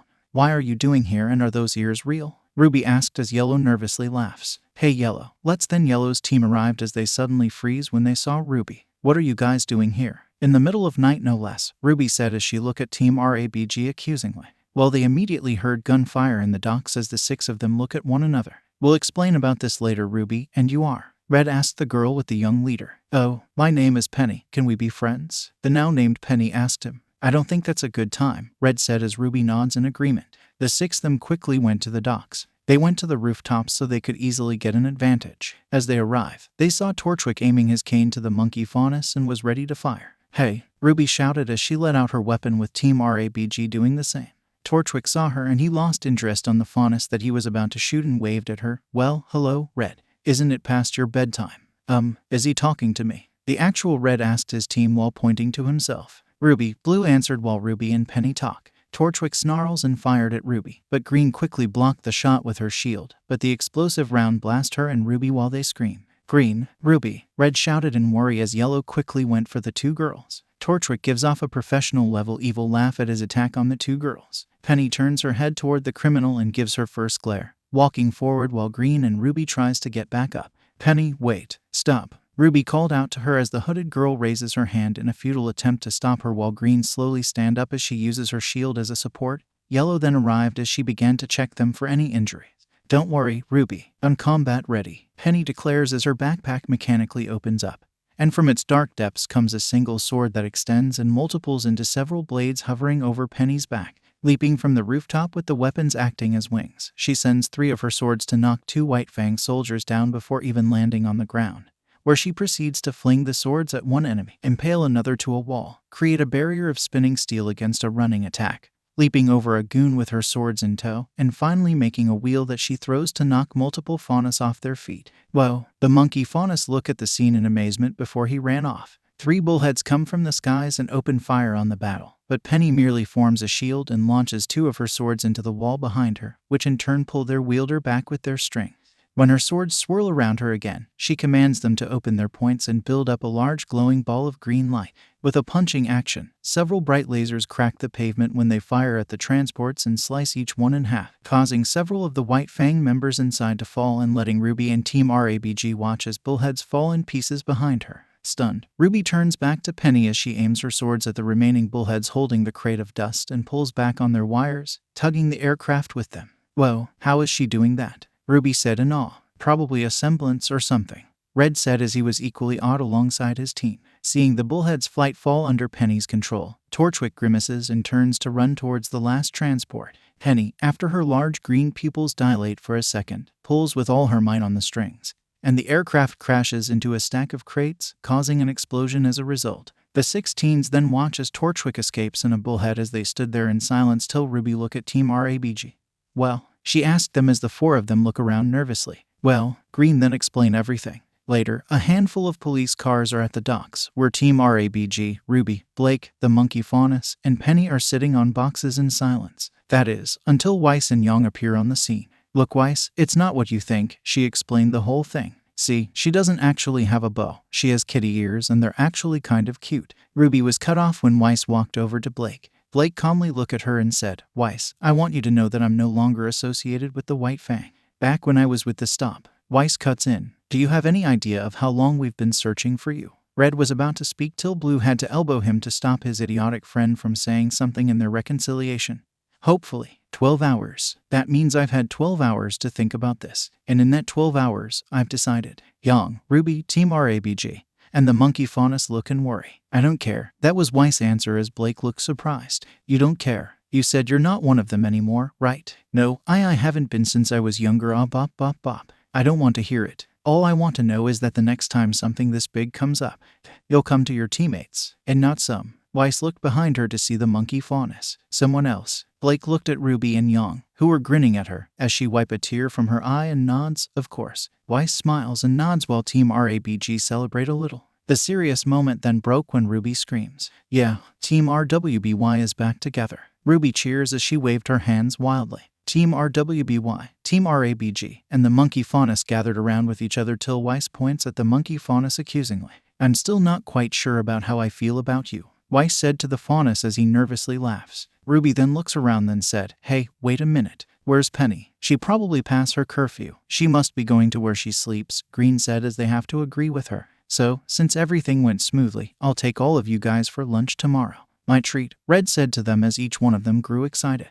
Sweet, the monkey faunus said in excitement as Red looked at him. Say, what's your name? Oh, the name's Sun. As the group of 9 teens walk away, a limo watched from afar as Mars was in it. So 𝐻𝐵 is really here in Vale, she heard a rough masculine voice with her. Yeah, you still want to beat him down a bit, she asked. Now Mars, while 𝐻𝐵 is an annoyance to our family, we still have a little deal with his family, so let's not aggravate him just yet. Mars just rolled her eyes and said, Yes, Dad. The man with her let out a chuckle as the limo then drove away as there was only silence below the moon. Eyes night gals night in the dimly lit streets of Vale. The guys from Team RABG and JNPR are walking together for their first guys' night. I hope you guys are ready, because this night will be awesome, Red said to them as Juan smiles while Blue and Ren kept silent, but they were excited as well. So what's the plan? Ren asked Red as Blue grabbed a list from his pocket. We have 3 things to do for the night. The first thing we would do is to buy the deluxe meal from that one fast food restaurant in the local mall on the 2nd floor, Blue said. Sweet, I hope they those really good burgers there, John said.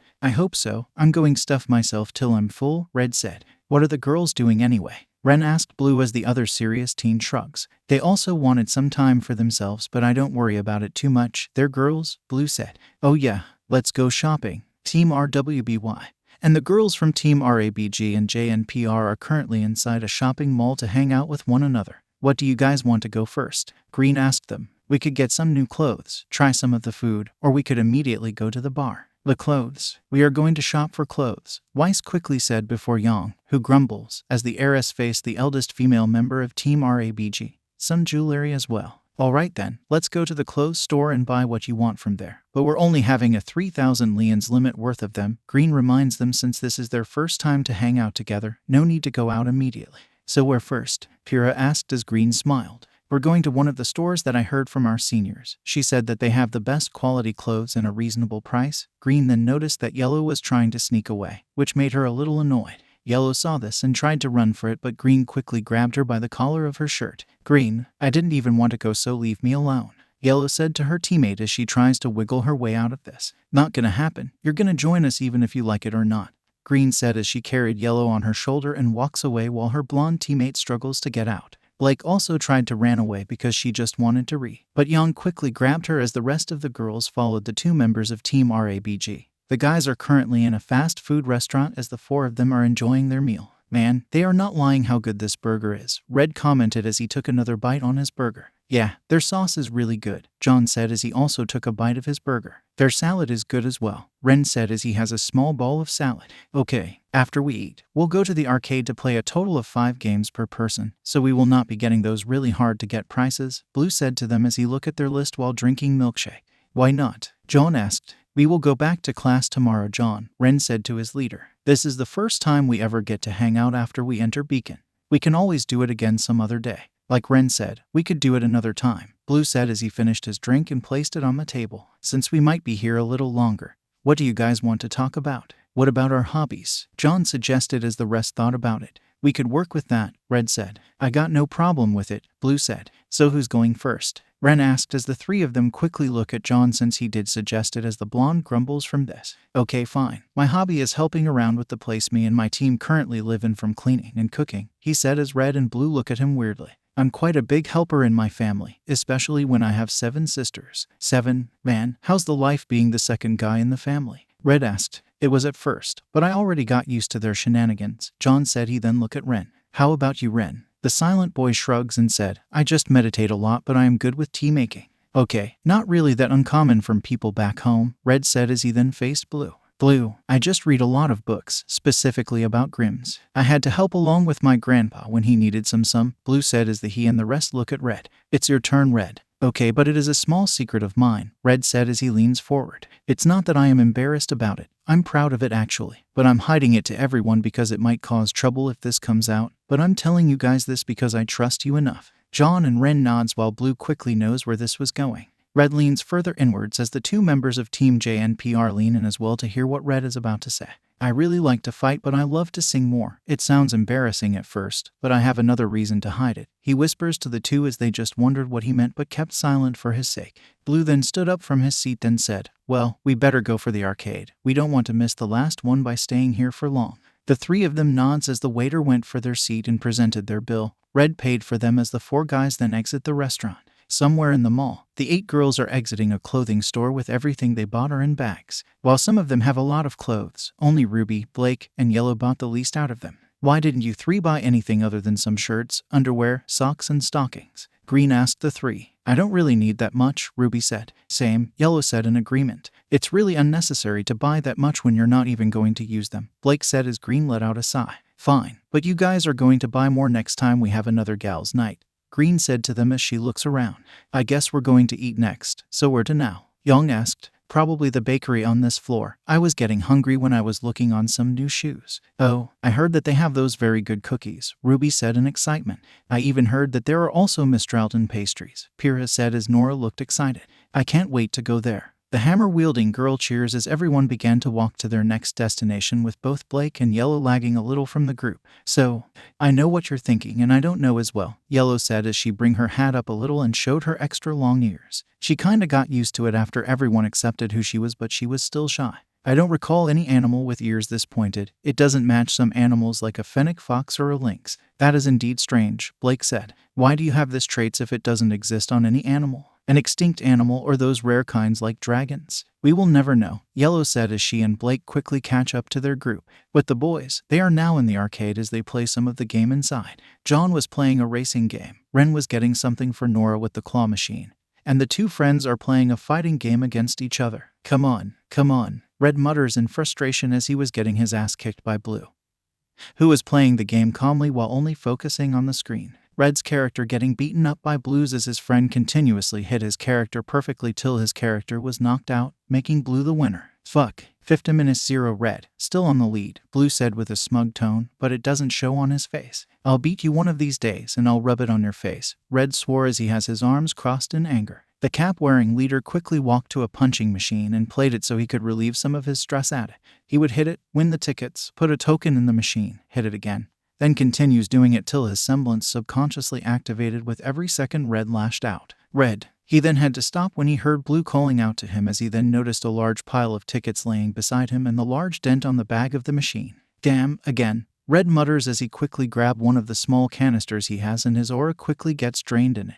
What's with those vials anyways? John asked as he just arrived with tickets. That is just a quarter of Red's. I could even feel it radiating some of your aura, Ren pointed out as he has a stuffed sloth doll on his arms. Well, you see, Blue then grabbed the canister from Red's hands. These things are made for the purpose to suppress semblances that are similar to Red's. The body and mind has a limit of how much aura it could take, so some of our friends and business partners developed this a few months ago to do just that. But they are still improving it, Red said as he get back the canister from Blue. These aren't compatible for proper use since this cannot handle that much aura. That's why I am carrying a lot of them in hand. If one of these are overflowing with aura or somehow breaks, it could probably blow up a car. John and Ren were shocked to hear this and also dreaded if Nora ever heard of this. Red currently have 30 of them, but we made sure to put them somewhere without risking of Beacon turning into a massive crater, Blue said as the two members of Team JNPR paled after hearing the number while Red awkwardly rubbed the back of his head. He couldn't help it. If he ever wanted to be a huntsman, he needs to fight a lot to train and sometimes tries to end them quick so he wouldn't risk of this happening. I made sure to carry around 3 while keeping most of them away from here. 7 here in Beacon, 10 in my family's summer home, and 10 in the Emerald Forest by Ozpin's request. Red assures them, but John and Ren were still afraid to how much damage 10 canisters could do. Maybe we should leave, Blue suggested. We could go to the local bar in the city. We could buy some drinks to help us relax. Yeah, John said as they quickly exchanged their tickets, get their prizes, then left for a drink. Their time on the arcade felt sour that day. The girls are currently outside the bakery as they sat down to eat their paid pastries. Ruby has a plate of chocolate chip cookies. Weiss has 2 𝗧𝗵𝗲, not a single relation to her family. Blake has an eclair and a brioche on her plate. Young has a plate of egg tarts. Kira has 3 dipples on her plate. Nora has 3 crumb cake on hers, with a side of maple syrup. Green has a plate of Zephyrs. Lastly, Yellow has 3 empanadas on her plate. I still miss these, Green said as she took a bit on one of Zephyr's. Now that I think about it, how did you go to Mistral? I know that you lived in Mantle, but what did you do to get there? Yellow asked her teammate as the others grew interested. Yeah, did you suddenly appeared there? Maybe you got on a bullhead when you didn't know about it. Oh, though, maybe Nora. Kira shouted at her teammate as the girls then noticed Green looked quite uneasy. Nora looked guilty as she was about to apologize till Green raised her hand. It's all right, I knew that someday someone would ask. Like seriously, I was a kid back then so people would be suspicious of one somehow got herself into Mistral, Green said as she joked about it to lighten the mood. So how exactly did you get to Mistral? Ruby asked. Green closed her eyes as she tries to remember it, then opens them to look at her friends. While the why is reasonable, the how might be unbelievable, Green warns them. It can't be that unbelievable, Young said. It is but. Blue held embraced herself as she felt a bit uneasy. I don't want to talk about it, but I can only tell you guys that the people who saved me is a crime boss. Everyone except Yellow looked at her in shock. Why, you were saved by a crime boss? Young yelled in shock, but Green quickly covered her mouth. I know that's bad, but I never once did a single crime. Well, a few scams and pickpockets here and there. Were you hurt? Weiss asked. Nah, they're actually quite nice, harsh but nice. I even babysit their son for extra payment, even taught him a thing or two. You know that if anyone except us knows about this, you would probably get arrested by association and be interrogated for information,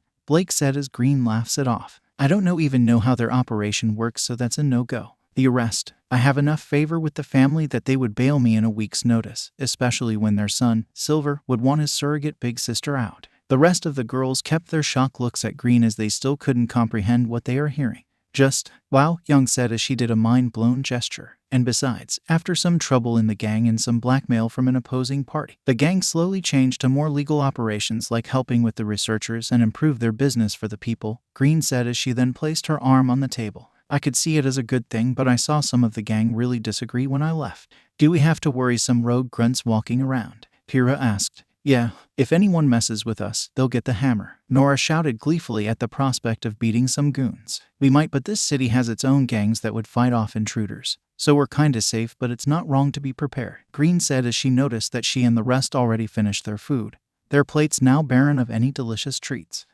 Didn't notice how fast we ate. The others noticed this too as they looked to their plates to see their food now gone. We might have probably ate all of them when you told us about your past. It is quite stressful to think about it, Weiss said as she and the rest stood up from their table. Well, the next thing we need to do is go to the bar in the city. Good thing that it's nearby or we might be late for tomorrow. Just no alcohol. The light stuff is okay, but not that the strong ones, Pyrrha said to the group as only Yang and Green grumbles from this while the others were okay with it. We better hurry then, Yellow said as she and her friends then left. The guys are currently inside of one of the bars in the city as they are currently enjoying their drinks with other customers either sitting down or going wild in the dance floor with the speakers letting out loud music. While not really strong, the 4 of them could still taste the alcohol in their drinks. This is nice, Red said as he slumps on their seat while having his glass on hand. After everything in Beacon, it's nice to have these kind of outing, John said as was also slumping on their seat. The stuff outside Mistral is quite strong, Ren commented. The only place that have the stronger ones are in Argus and the other cities in the north and west. Both the north and south have trading with the rest of kingdoms, so it's pretty rare for the other parts of Mistral to get those, Blue said as he took a sip of his drink. The 4 of them continued to enjoy their time on their table while they listened to the music inside.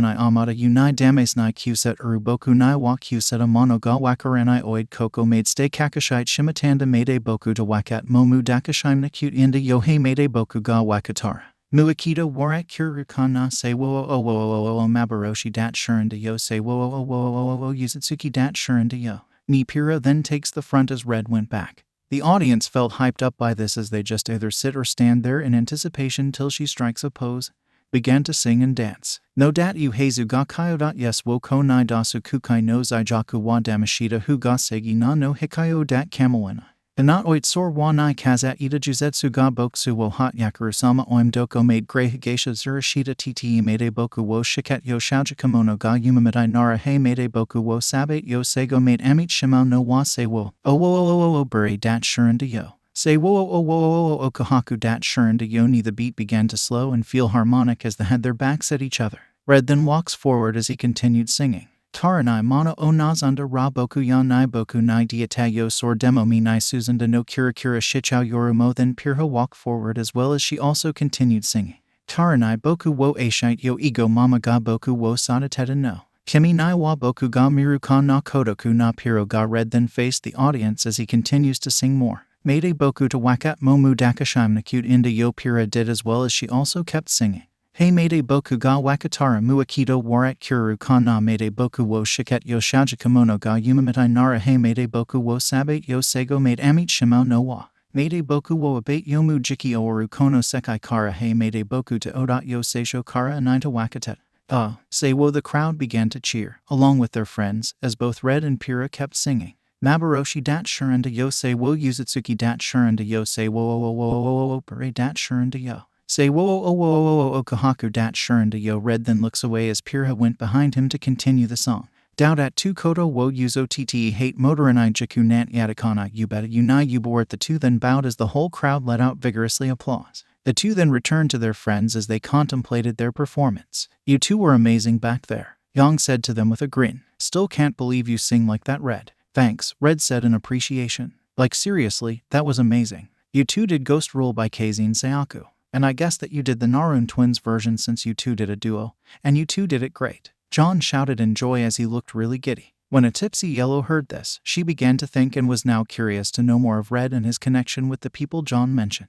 Well, Red looked to 𝗃𝗲 then to his friends. My sisters and I really enjoy hearing music, especially when some of them are really cool and calming. And I began to like music when the three of us met, 𝗃𝗲 said as Blue rolled his eyes when some of their friends look at him. It was an experience, Red said with a chuckle as he and 𝗃𝗲 sit back down. Hey Red, are you and 𝗃𝗲 a thing? Nora asked as everyone looked at the two while Yellow felt a little jealous till both Red and 𝗃𝗲 laughs it off. Not a chance in the world. Even if we did get together, it would just be trouble for the both of us, Red said as he took a sip of his drink. Green laughs at this and said, well, this was a great night, wouldn't you say? It's not that bad, Young said. At least we have know each other more, John added. It is quite an experience. Blake commented, then let's make it an experience worth remembering, Red said as he raised his glass. To us. The others followed as the others raised their own glass while Ruby and Yellow needed help raising their arms high enough for the toast. To us. All 12 of them clicked their glasses as they continued to enjoy their night. They share their smiles, their laughter, and their joy. They will remain strong for each other. They will help each other when one of them have any trouble. They will be each other's side in their time of need. And they will always be together as friends. Yet this is just the beginning of this tale. Brothers and sisters in arms, you look quite happy there, Red.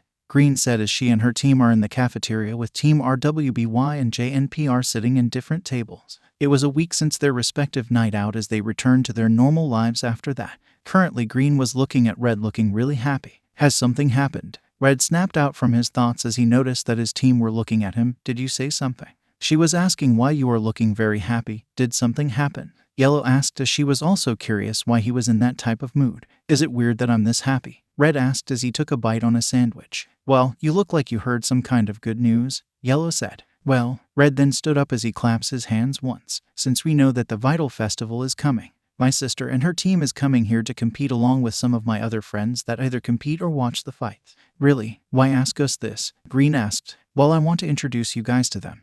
And believe me that they are really awesome people, Red said to them as Blue scoffs. I think some of them have mental problems. Red let out a nervous laugh when Blue said that. They are not that bad. Sound really interesting, Green commented. I can't wait to meet them, Yellow said with a smile. Well, you have to wait till they arrive, Red said to them till they heard a loud splat. They turned to where the sounds came from as they were shocked to see a splattered pie on Wei's face. They then turned to Team JNPR to see that it was Nora who threw the pie as the eccentric bomber sits down and points at Ren who has his head in his palm. 𝗃𝗲's hand is over her mouth and John simply sits staring wide-eyed while covering his ear with his palm.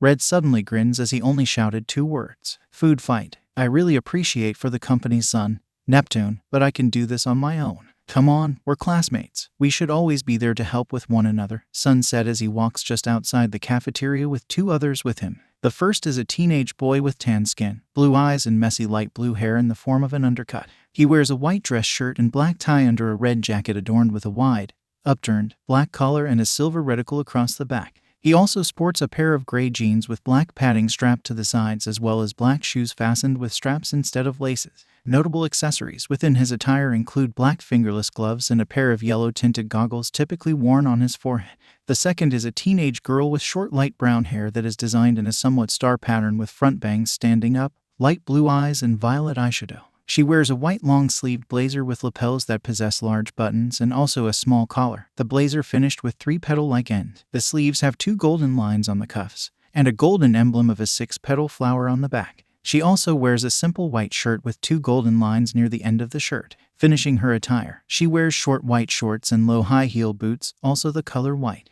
If you know who my brother is, you would drag him into your shenanigans, the girl said to Sun as he looked offended.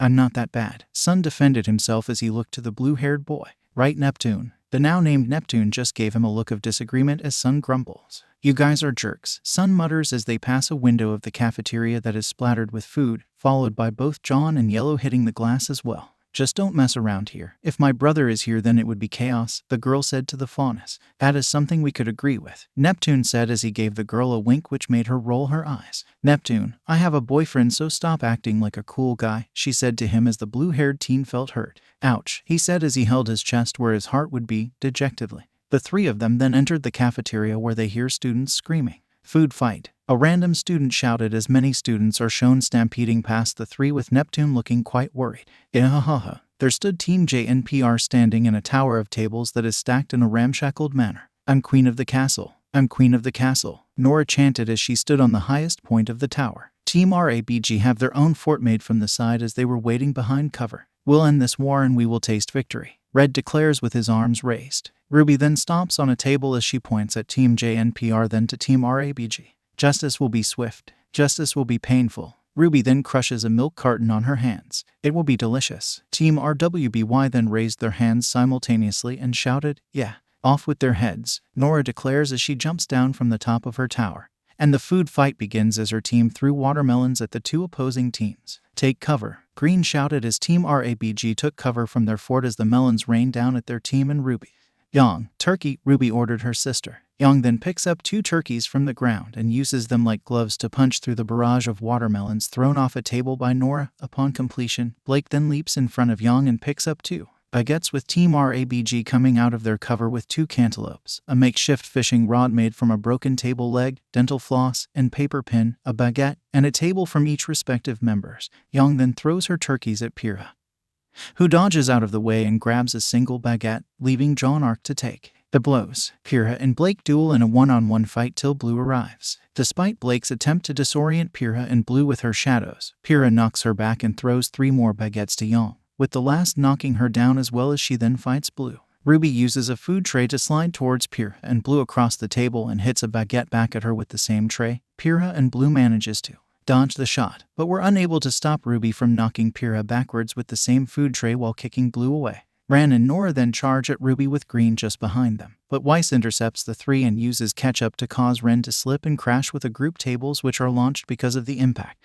Green used the table she got as a sleigh to surf through the stained floor while Nora jumps through the launched tables to grab a metal flagpole and attach a watermelon to it. She attacks Weiss but hits Ruby instead, who manages to stand between them to protect her partner from the assault. However, the force of this impact knocks her down. Weiss grabs a swordfish and engages Nora in a one-on-one, but ends up being defeated after Nora throws her against a pillar, knocking her down and causing the pillar to break. Green then gets off her makeshift weapons and kicks it at Ruby as she dodges it, before rushing at her partner before Weiss gets crushed by the pieces. Ruby jumps in and saves her partner but shouts dramatically at her partner's apparent demise. Yang grabs 2 more turkeys and duels Ren, who wields a pair of leeks as Red and Yellow arrives between them. Red and Yang took hits at one another while Yellow gracefully fought off Ren with her fishing rod. Yellow grabs a small melon with a small hook she has and swung the hard fruit at Ren which caused him to go flying in the air. He recovers from the strikes and throws his leeks at Yellow, but she manages to dodge them and proceeds to finish Ren by rapidly spinning the dental floss line and swung the melon right at him which sends him to ground, knocking him out. Nora intervenes immediately afterwards as she tries to deliver a blow at Yellow but the faunus quickly jump away from the hit while Red managed to overpower Yang and launched her to the roof with an uppercut. Blake gets back up to dodge the debris of the roof and grabs a link of sausages. She whips it at a disarmed Nora, throwing her against 2 soda machines. These leak some soda cans that Nora throws at Blake, who manages to dodge them all. 𝗵𝗃 then uses her semblance of polarity on the puddle of soda, causing all the soda cans on it to rise after Blake, barraging her with soda. Green quickly grabbed another table as she blocks the incoming barrage with the others taking cover. Ruby, the last remaining member of RWBY, then uses her semblance of speed to dash through the food court, causing everything to follow her through the tailwind caused by her overwhelming speed. She spins like a torpedo, creating a hurricane of food that comebacks at RABG and JNPR. Oh shit, Red could only say as he and his team were caught by it and was launched to the wall with Team JNPR as they were pelted by everything the hurricane sucked until they were knocked out. I love these guys, Sun said as he watched everything by the door with the girl rolling her eyes while Neptune was really unlucky when he was drenched in soda and wasn't pleased by it. The doors behind them open and Glinda enters the room growling. She proceeds to use telekinesis to reorganize the room as if it wasn't trashed in the first place. "Children, please," she said as she adjusts her glasses. "Do not play with your food." Nora burps aloud as the three teams try and fail to compose themselves. A screaming Yang then crashes from the ceiling into one of the tables. Glinda grumbles. 𝗂𝐵 approaches and places a hand on her shoulder. "Let it go," 𝗂𝐵 said as Glinda let out a sigh. "They're supposed to be the defenders of the world," she said. "And they will be, but right now they're still children, so why not let them play the part?" 𝗂𝐵 said as the three teams were still laughing together. He then walks away from Glinda. After all, it isn't a role they'll have forever. As he was about to leave, 𝗂𝐵 noticed the three teens by the door. "May I help you three?" the headmaster asked them.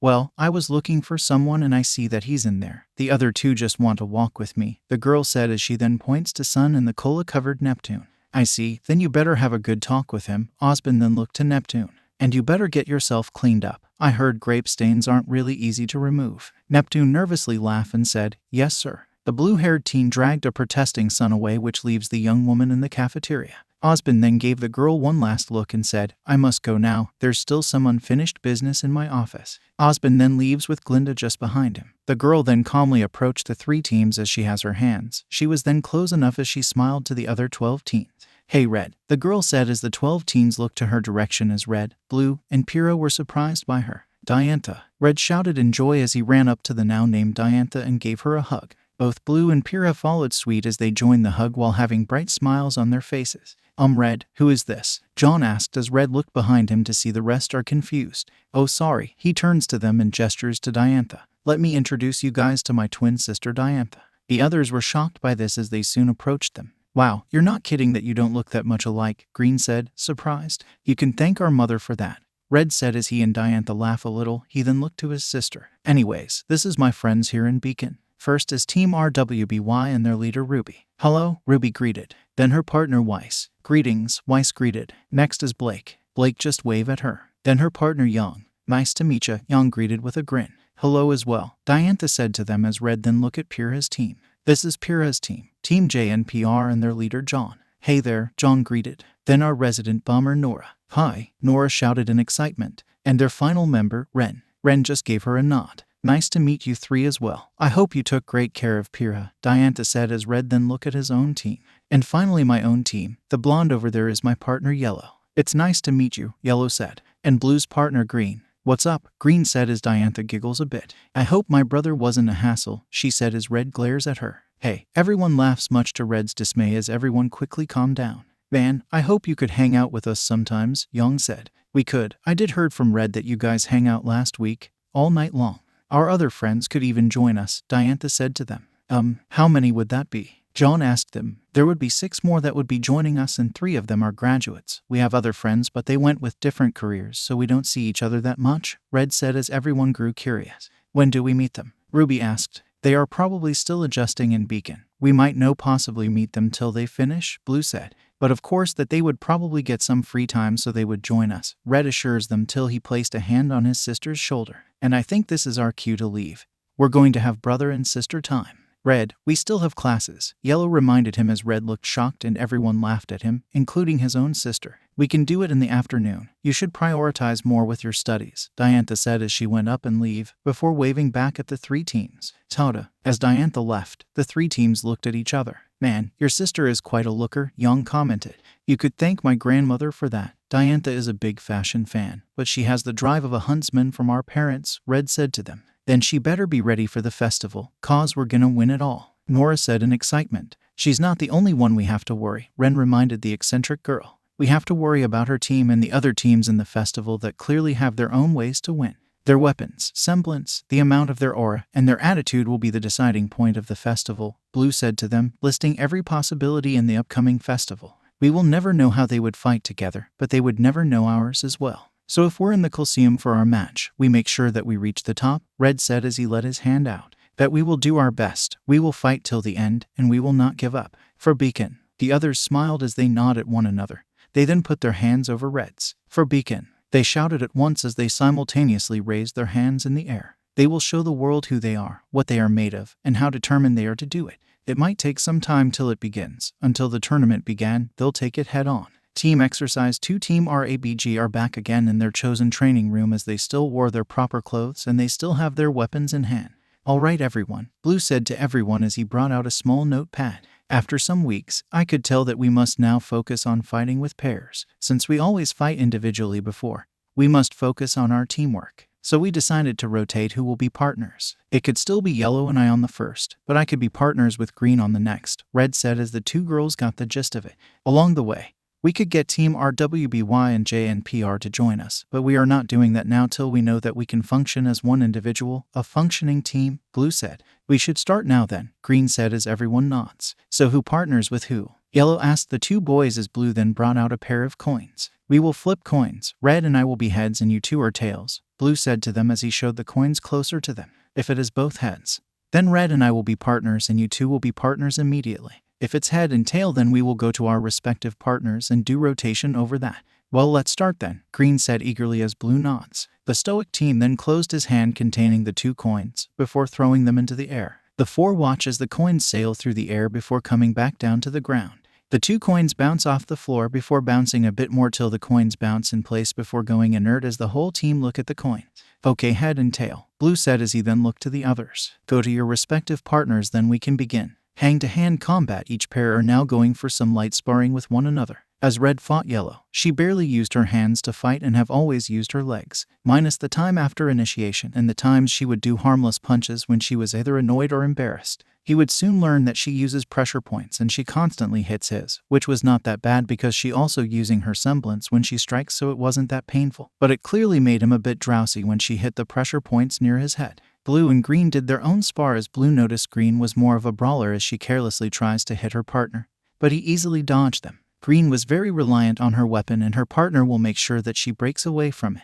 Three-legged race. The pair were now switched as Red and Green were now partners while Blue and Yellow were partners. Each pair ran around the training room with one of their legs tied to one another. While Red and Green matched their pace, Blue and Yellow were having a little difficulty because of their difference in pace. Blue couldn't keep up with Yellow's much faster pace while Yellow was lagging behind because Blue couldn't keep up. The two had to readjust their pace that is much comfortable between them. Break. The four of them are now taking a break as they enjoyed the snacks that they brought with them. After the last one, having this type of breaks are good, Green commented as she has a sandwich in hand along with the others. Study. They didn't have enough time to continue, so the four of them have to attend class with Team RWBY and JNPR, yet they still try to continue their exercise by sharing notes that the others didn't get. They would show their notes, giving proper explanations to their lesson, and help each other with more tasks ahead. Armed combat. This would be their last exercise for today and would do their final part of their exercise tomorrow. The four are separated by their genders as the pair of partners trade blows with one another in learning of different holes in their attack and defense. Since Red and Blue known each other for a long time, the two knew each other's moves. They would easily block each other's strikes and counter each other.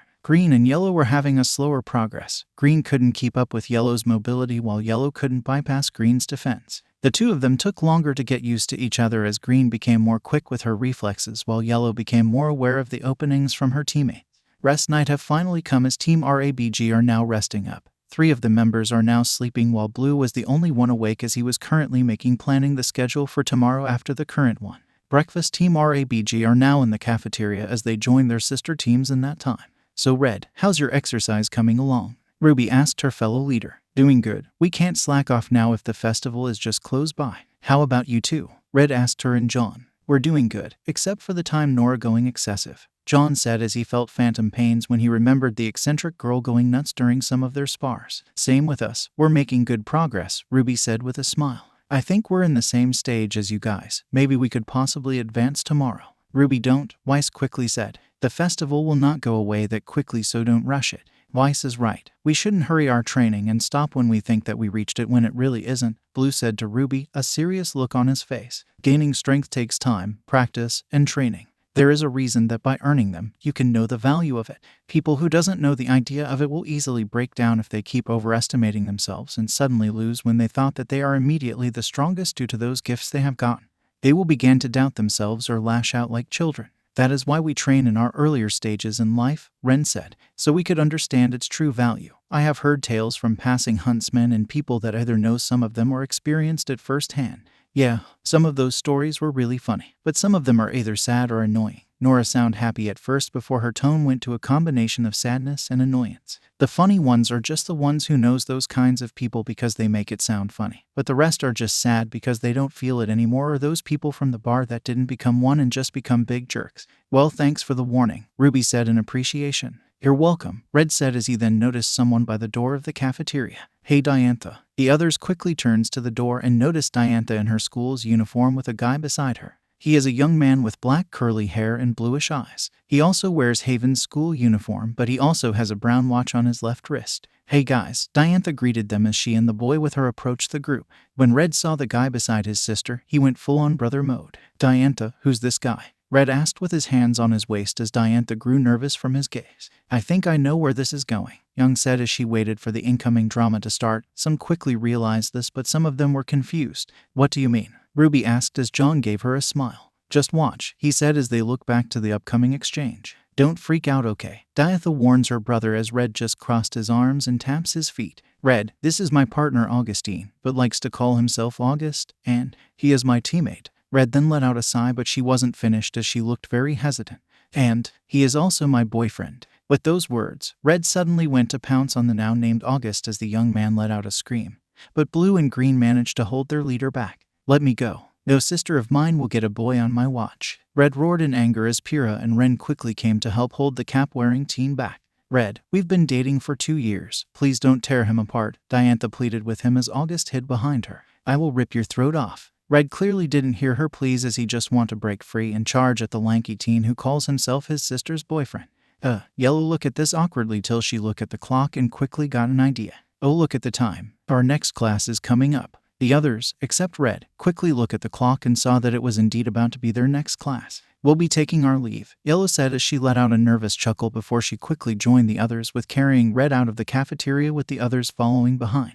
I'll kill you. Those were his last words till all of the Beacon students exited the place. Diantha then let out a sigh as August peeked from her shoulder. Man, your brother is crazy, he commented. That's what makes Red red, Diantha said as she shook her head but still has a smile on her face. They are back to studying again as Red calmed down a little, but was still angry from the thought of his sister having a special someone.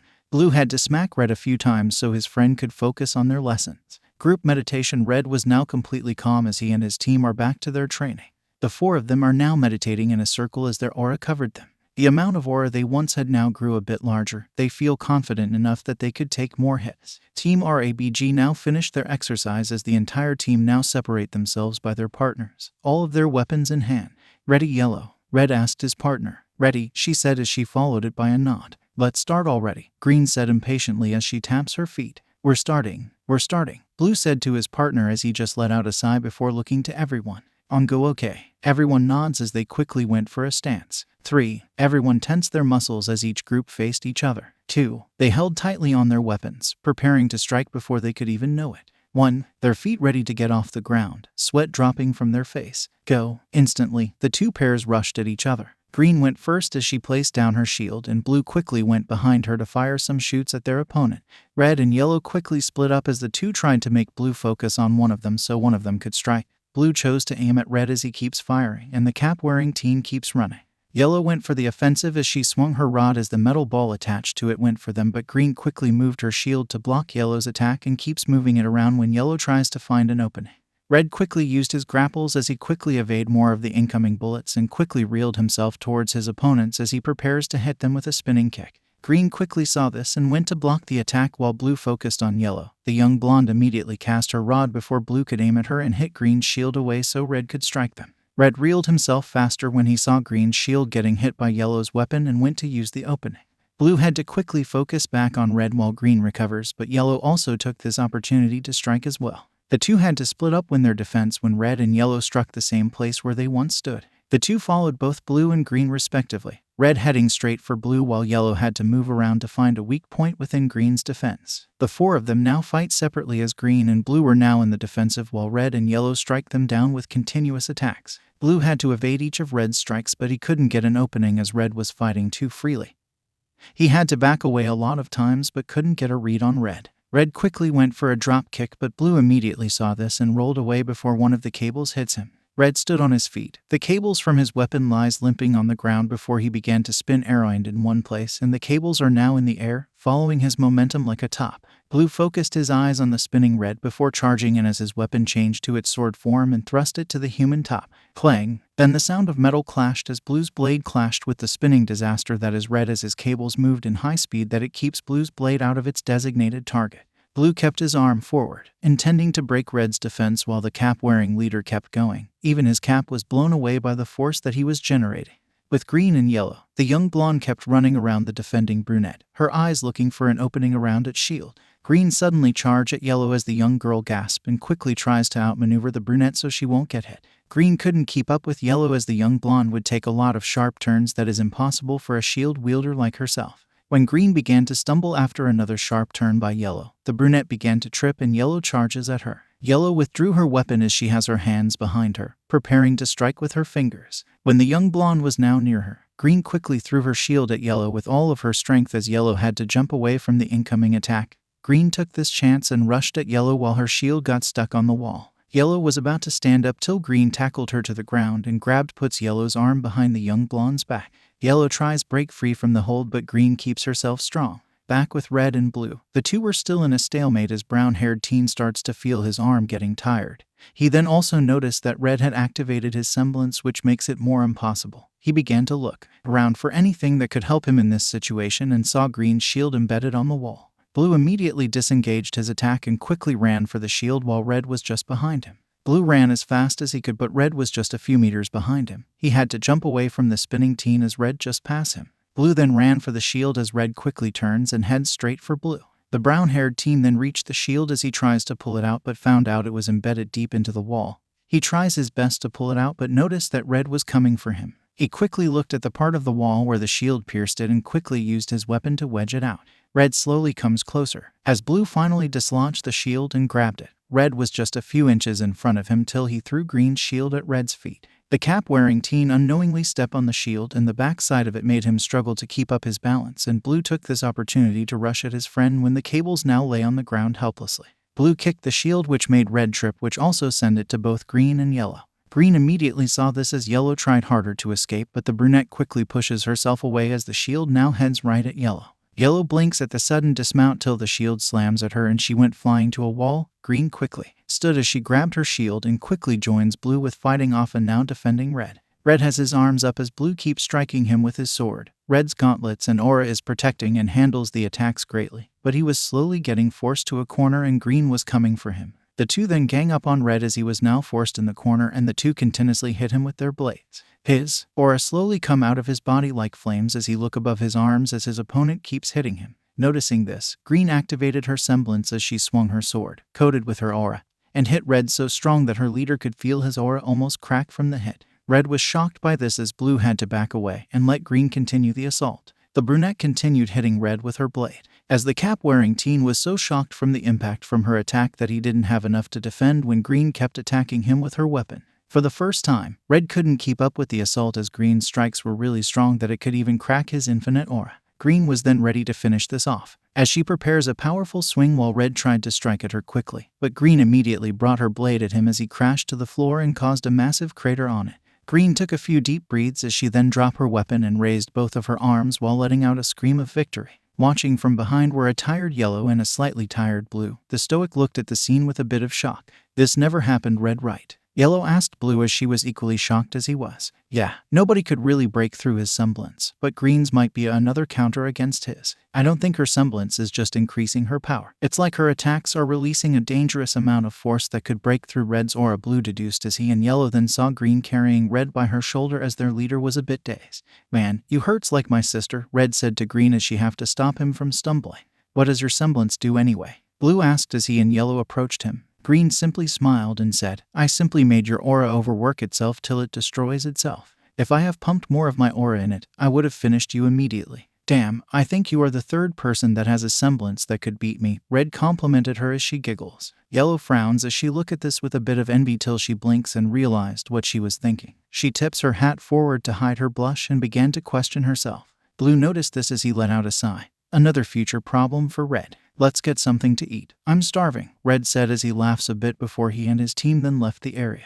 Infiltrate, let's do this, Ruby shouted as she pumps her fists while she and her team are in their dorms and have different outfits on. Ruby wears an outfit that consists of a long sleeve, light gray shirt with black belted cuffs near the ends of the sleeves. Over top of the gray shirt is a black pinafore with 2 vertical lines of red stitching that resemble the lacing on a corset. She wears a red skirt with a large black print of her emblem on the side and matching black tulle underneath. Her stockings and shoes remain the same as her original outfit, though the boots lack the red trim that decorated the top. A few pieces of metal arranged in the shape of a rose are attached to the shoulder of her left sleeve, and her cloak's hood has been wrapped around her neck in a scarf-like fashion, while the rest hangs down like normal. Alt outfit codename. Slayer Weiss outfit consists of a white, double-breasted peacoat with black piping, cuffs, and buttons over a white, pleated full skirt with black lace trim. She also wears a pair of white, thigh-high boots with black heels and lace-topped black stockings. Alt outfit codename. 𝗧𝗵𝗲 𝗔𝐻𝐵𝐴𝐻 outfit consists of a white, V-neck, zip-up crop shirt with a black hem and 3/4 sleeves. Her emblem is printed in off-white on the left side of the shirt. She wears black pants that have a vertical gray stripe on the outer side of each leg and a black belt. Attached to the rear of the belt is a black piece of fabric that covers her from hip to hip. Underneath this is a longer, translucent, purple piece of fabric. She also wears black high-heel boots with 2 straps and buckles and purple under-rolls, reaching to mid-calf. She retains the black ribbons on her forearms and her black bow. Alt outfit codename. Intruder. Young's outfit consists of a deep-collared cream vest worn over a low-cut black shirt. Both are covered by a dark gray shrug with a raised collar. 3/4 sleeves adorned with a single black stripe down the outside of each sleeve, and gold cuffs. A black miniskirt is worn under the cream vest. A pair of crooked black belts with gold accents are slung around her hip, with a purple piece of fabric attached to the left rear section of the lower belt. She wears thigh-high stockings attached to her miniskirt by garter belts on the front and back of each thigh, decorated with 4 golden studs above her knee and her emblem on the outside of each thigh in gold. She also wears black ankle boots with multiple buckles and white ribbons on the back tied in a bow. Around her neck is a purple pendant set in silver. Alt outfit codename. Hunter. The 4 of them plan to investigate the White Fang's sudden interest of stealing Dust and Veil and why Torchwick is bossing them around. They can do it on their own. There's no need for yeah.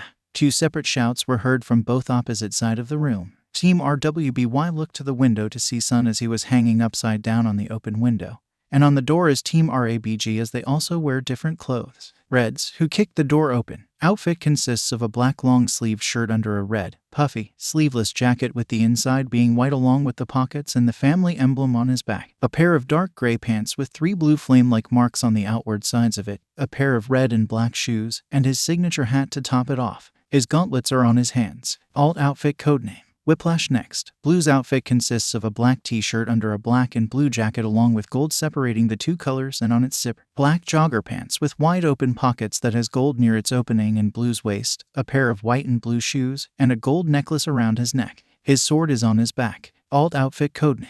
Analyzer. Then Green's outfit consists of a pink shirt under a cyan puffy long-sleeved jacket with a black line running along the side of her arms, a pair of black shorts, a pair of black and green shoes, a gray fanny pack that crosses to her left shoulder, and a green hat with lighter green floral patterns on it.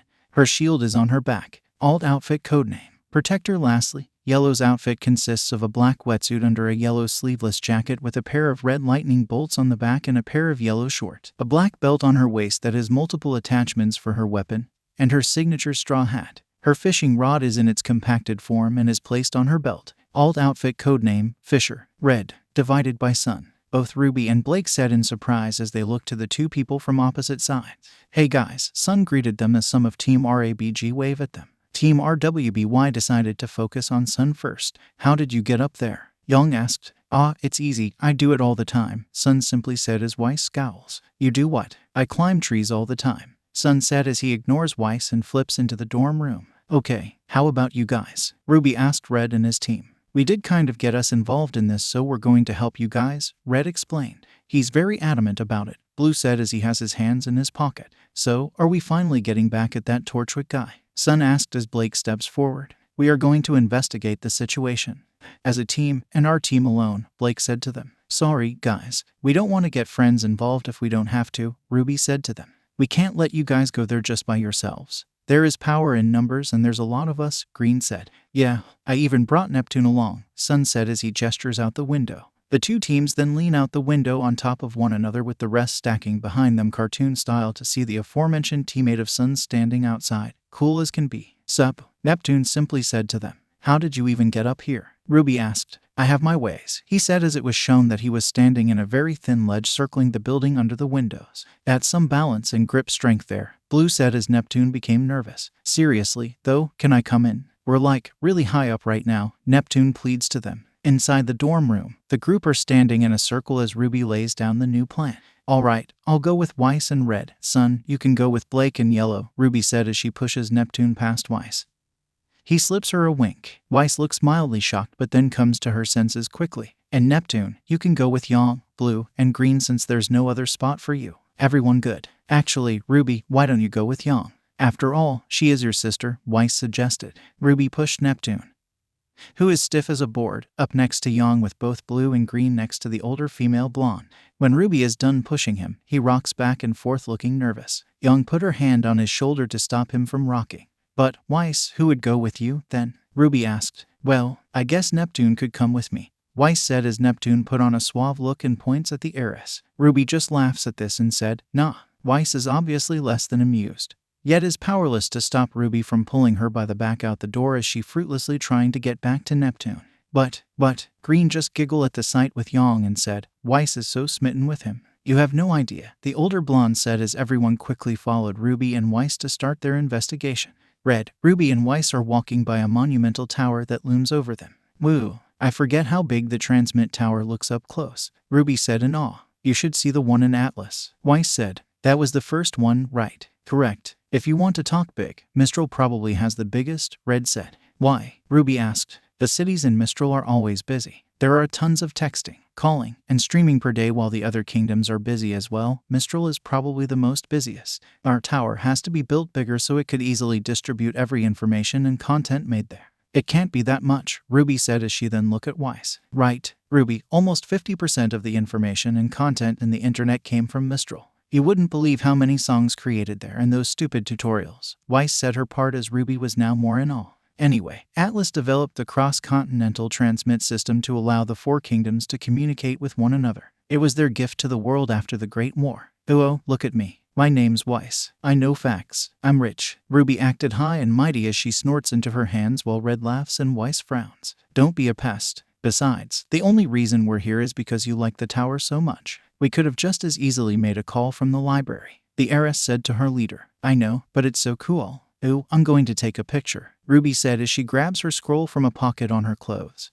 But in her excitement, the device is launched from her hands, bouncing along the pavement until it lands at someone's feet. Oh, it was soon revealed to be Penny as she picks up Ruby's scroll and extends it to the clumsy teen. "You dropped this, Penny," Ruby said in shock while Penny was surprised. Where have you been? We haven't seen you since that night at the docks," Ruby said as Penny began to look nervous. Sorry, I think you're confused," Penny said as she suddenly let out a hiccup before throwing Ruby's scroll back to her. I've got to go." Penny turns and quickly walk away from them. "What was that about?" Weiss asked Ruby as she turns towards her leader. "That was really strange," Red said. "I don't know, but I'm going to find out," Ruby said as she walked towards Penny's direction before shouting towards Weiss and Red. "You go make your call, Weiss. I'll meet up with you guys later." "Wait." Weiss tries to reach out to Ruby but she knew that it was inevitable and lowers her hand and let out an angry sigh. She's worried for her new friend so you can't blame her. "Come on, you gotta have to make that call," Red said as he quickly walked over to the tower. "What about you?" Weiss asked as she quickly followed him. He looked at the heiress and said, "I need to make my own call." Both he and Weiss then walks through the grand, glowing lobby of the tower as Weiss walked with pride, avoiding the central terminal and heading straight for the elevator doors, which slide open automatically and close when they are inside. The voice of the CCT AI is projected from a panel near the door. "Hello, welcome to the CCT. How may I help you? We'd like to go to the communications room, please," Weiss said as Red has his arms crossed. "Absolutely. Could you please place your scroll on the terminal to verify your identity?" Both Red and Weiss grabbed their scrolls and did what they were instructed to.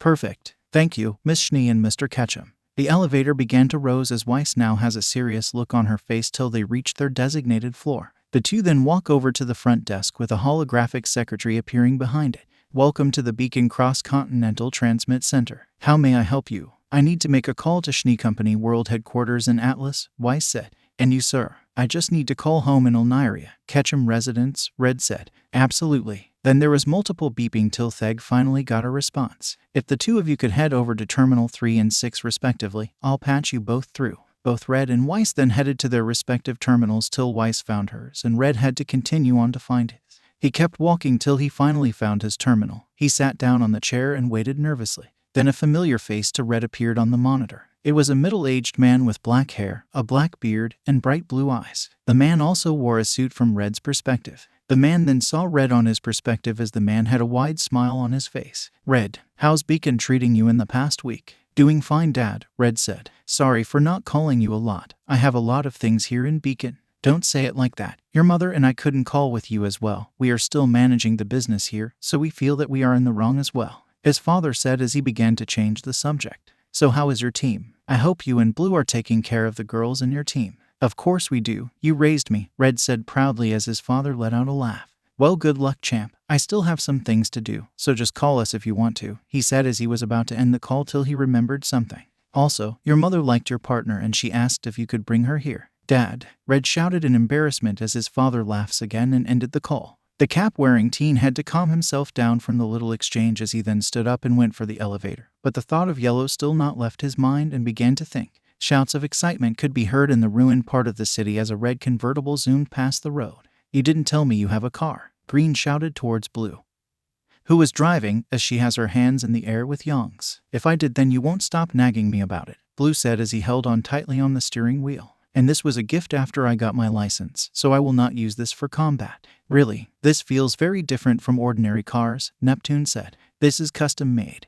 The entire chassis could survive a couple of explosions, fast enough to outrun some of the slower Grims, and had its very own autopilot. A perfect ride for a researcher, Blue said as he drove further in the shady side of Vale. The convertible then stopped by the streets as they then heard music nearby. So this is the place? Blue asked Young. Yep, she simply said as the four of them disembark. In a building where the music originates, a tall man is seen adjusting his cuffs while his goons were stocking the bottles in the bar, carrying around boxes, and guarding the place itself. Anyway, the tall man has gray eyes, short black hair, along with a matching beard and mustache. He wears a black vest over a white dress shirt, a red tie, black gloves, and black dress pants. Your drink didn't disappoint, Junior, said a man sitting on one of the bar stool. It is quite refreshing to taste something out of Mistral. The man sitting is very obscured due to the large coat he was wearing and the fedora that hid the top half of his face. It's just a bit of a thank you with rebuilding my bar because of that blonde brat, the now named Junior said in appreciation. I just hope that she isn't hurry. Close the door, she's coming. Then one of Junior's henchmen came in frantically inside with the other one of his henchmen as the two of them roll the doors shut and keep them closed with their bodies. Junior saw this as he walked out of the bar and shouted, "What are you two idiots doing?" One of his henchmen shouting coherently until an explosion knocks them to the ground and forces the doors open, allowing a familiar face to walk in through the smoke. Guess who's back? Young declares as she continues to smile and pose as 8 guns are pointed in her face with an equal number of angry henchmen behind them. Though this doesn't faze her, she stops and glares at the recording studio where the track is messing up until the frightened bare-headed DJ takes the needle off the record and retreats back under the table. Blue, Green, and Neptune appear behind the blonde as Junior's goons were still aiming their guns at them. Yeah, so could you define friend for me? Neptune asked. I think I'm having flashbacks, Blue mutters as he remembered Red doing something like this before. Stop. Nobody shoot. Junior then cuts his way through the crowd of goons as he straightened his tie and faced the blonde. Blondie, you're here. Why? You still owe me a drink, she said as she grabs Junior by the arm and drags him to the bar through the hired guns. Yep, definitely having flashbacks, Blue mutters in annoyance as he then saw Neptune trying to flirt with a pair of twins. Oak, Blue then froze as he looked to the side and saw the cloaked man from before. As he was now standing up, the man is shown to be a tall, medium-built, middle-aged man. He is very short, flat, dark hair and small dark eyes. He wears a long-sleeved black shirt with a large V-neck that shows off a white undershirt, black slightly baggy trousers, and black shoes. Giovanni, Blue mutters as he cursed under his breath. Mr. 𝗲𝗲, Green said as she was surprised to see the man by Blue. The now named Giovanni looked towards Green as he let out a rather intimidating chuckle and said, It's good to see you again, Green. Come, I think I know why you are here. I might even get you some drinks. Blue was a bit hesitant but said, We would decline the drink, but we want to know more of these dust robberies. I don't think Torchwick and the White Fang are the only ones in this. Giovanni let out a hum as he then gestures the two to a nearby table while Neptune noticed that he was alone and quickly joined Yang. Meanwhile, Blake's fingers traced 3 scratch marks on a wall before peeking around its corner and seeing a pair of horned faunas as they are ushered into a building by a bearded man. She turns to Sun and Yellow next to her. "This is it," Blake said with certainty. "You sure?" Sun asked as Blake glares at him and starts moving towards the entrance while unfastening her bow. "You know, I'm just gonna take your word for it." Yellow then followed Blake's lead as she took off her hat, and the 3 of them then walk inside the building to a hallway filled with cases. Seeing another man announcing new recruits, "Keep to the right," at the young pair as they follow. "I'm really nervous about this," Yellow said as she has a white fang mask on her hand. "I really don't get it," Sun said as he held one of the masks. "If you believe what you're doing is right, why hide who you are? The masks are a symbol. Humanity wanted to make monsters out of us, so we chose to don the faces of monsters," Blake explained. "Grim masks. That's kind of dark," Sun commented. "And demeaning," Yellow added with a frown on her face. "The same could be said with the guy who started it," Blake said as she puts on the mask. "Always sunshine and rainbows with you," Sun said as he and Yellow followed Blake's lead. The new recruits to the White Fang are moving in a line to the side of the stage, a mere few dozen compared to the hundreds of white-vested, black-hooded soldiers to their left and up above in the balcony. Blake and Sun look around themselves when they stop, and a fully masked man with tattoos standing starts speaking before the large sheet emblazoned with the bloody wolf and claw marks. "Thank you all for coming. For those of you who are joining us for the first time tonight, allow me to introduce a very special comrade of ours. I can assure you, he is the key to obtaining what we have fought for so long," the man said as dark pants and brown shoes stepped forward before the orange tip of a cannon taps on the stage. It was soon revealed that it was Torchwick in his full glory as he's smiling confidently even as the crowd starts protesting. Thank you," Torchwick said as a young woman then walked out from behind the sheet. The woman has hair that is typically half pink and half brown, with white streaks on the pink side. She also has heterochromia as her left eye is pink while the right eye is brown. She wears a white cropped wide, broad-tailed jacket with a pink interior, collar, a single gold button and large pink cuffs. She wears brown pants with a dark belt that has a gray buckle and an additional narrow belt under it. Under her jacket is a brown corset, curved in the middle and at the bottom, exposing her hips. She also wears a multitude of black beaded necklaces, which hang haphazardly around her neck. She also wears black and white spat-styled under-the-knee boots alongside black gloves. "Please, hold your applause," Torchwick said as the crowd kept protesting. "What's a human doing here?" A faunus with antlers shouted in anger as the faunus was actually in front of the faunus trio. "I'm glad you asked, dearie. Now, I'll be the first to admit, humans are the worst," Torchwick said as he salutes as an example. "Case in point. So, I understand why you would like to see us all locked away, or, better yet, killed. I don't like where this is going," Yellow whispered to her friends as they also felt the same. "But, before the claws come out, I'd like to mention the fact that you and I all have a common enemy, the ones in control, the people pulling the strings, the dirty, rotten humans that run our kingdoms." After hearing what he said, the crowd couldn't help but agree with Torchwick.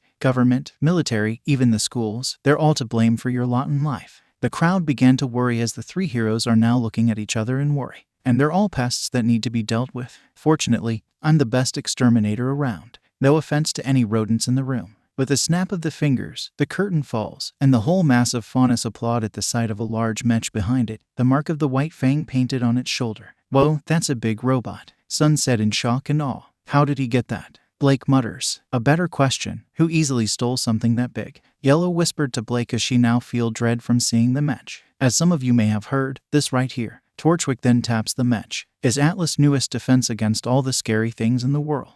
And thanks to my employer, we've managed to snag a few before they, hit the shelves. Now, many of your brothers have already moved down to our new operation in the southeast. If you'd rather stay within the city, that's fine. But if you're truly ready to fight for what you believe in, this is the arsenal I can provide you. Any questions?" The White Fang's roaring applause was enough for an answer for him. "We should get out of here," Blake said to 𝗵𝗃𝗄, "And fast," Yellow added. "Will all new recruits please come forward?" A White Fang lieutenant ordered as the recruits moved forward and the trio had to follow suit. "Welp," Sun could only say as he knew that they were going caught at this point.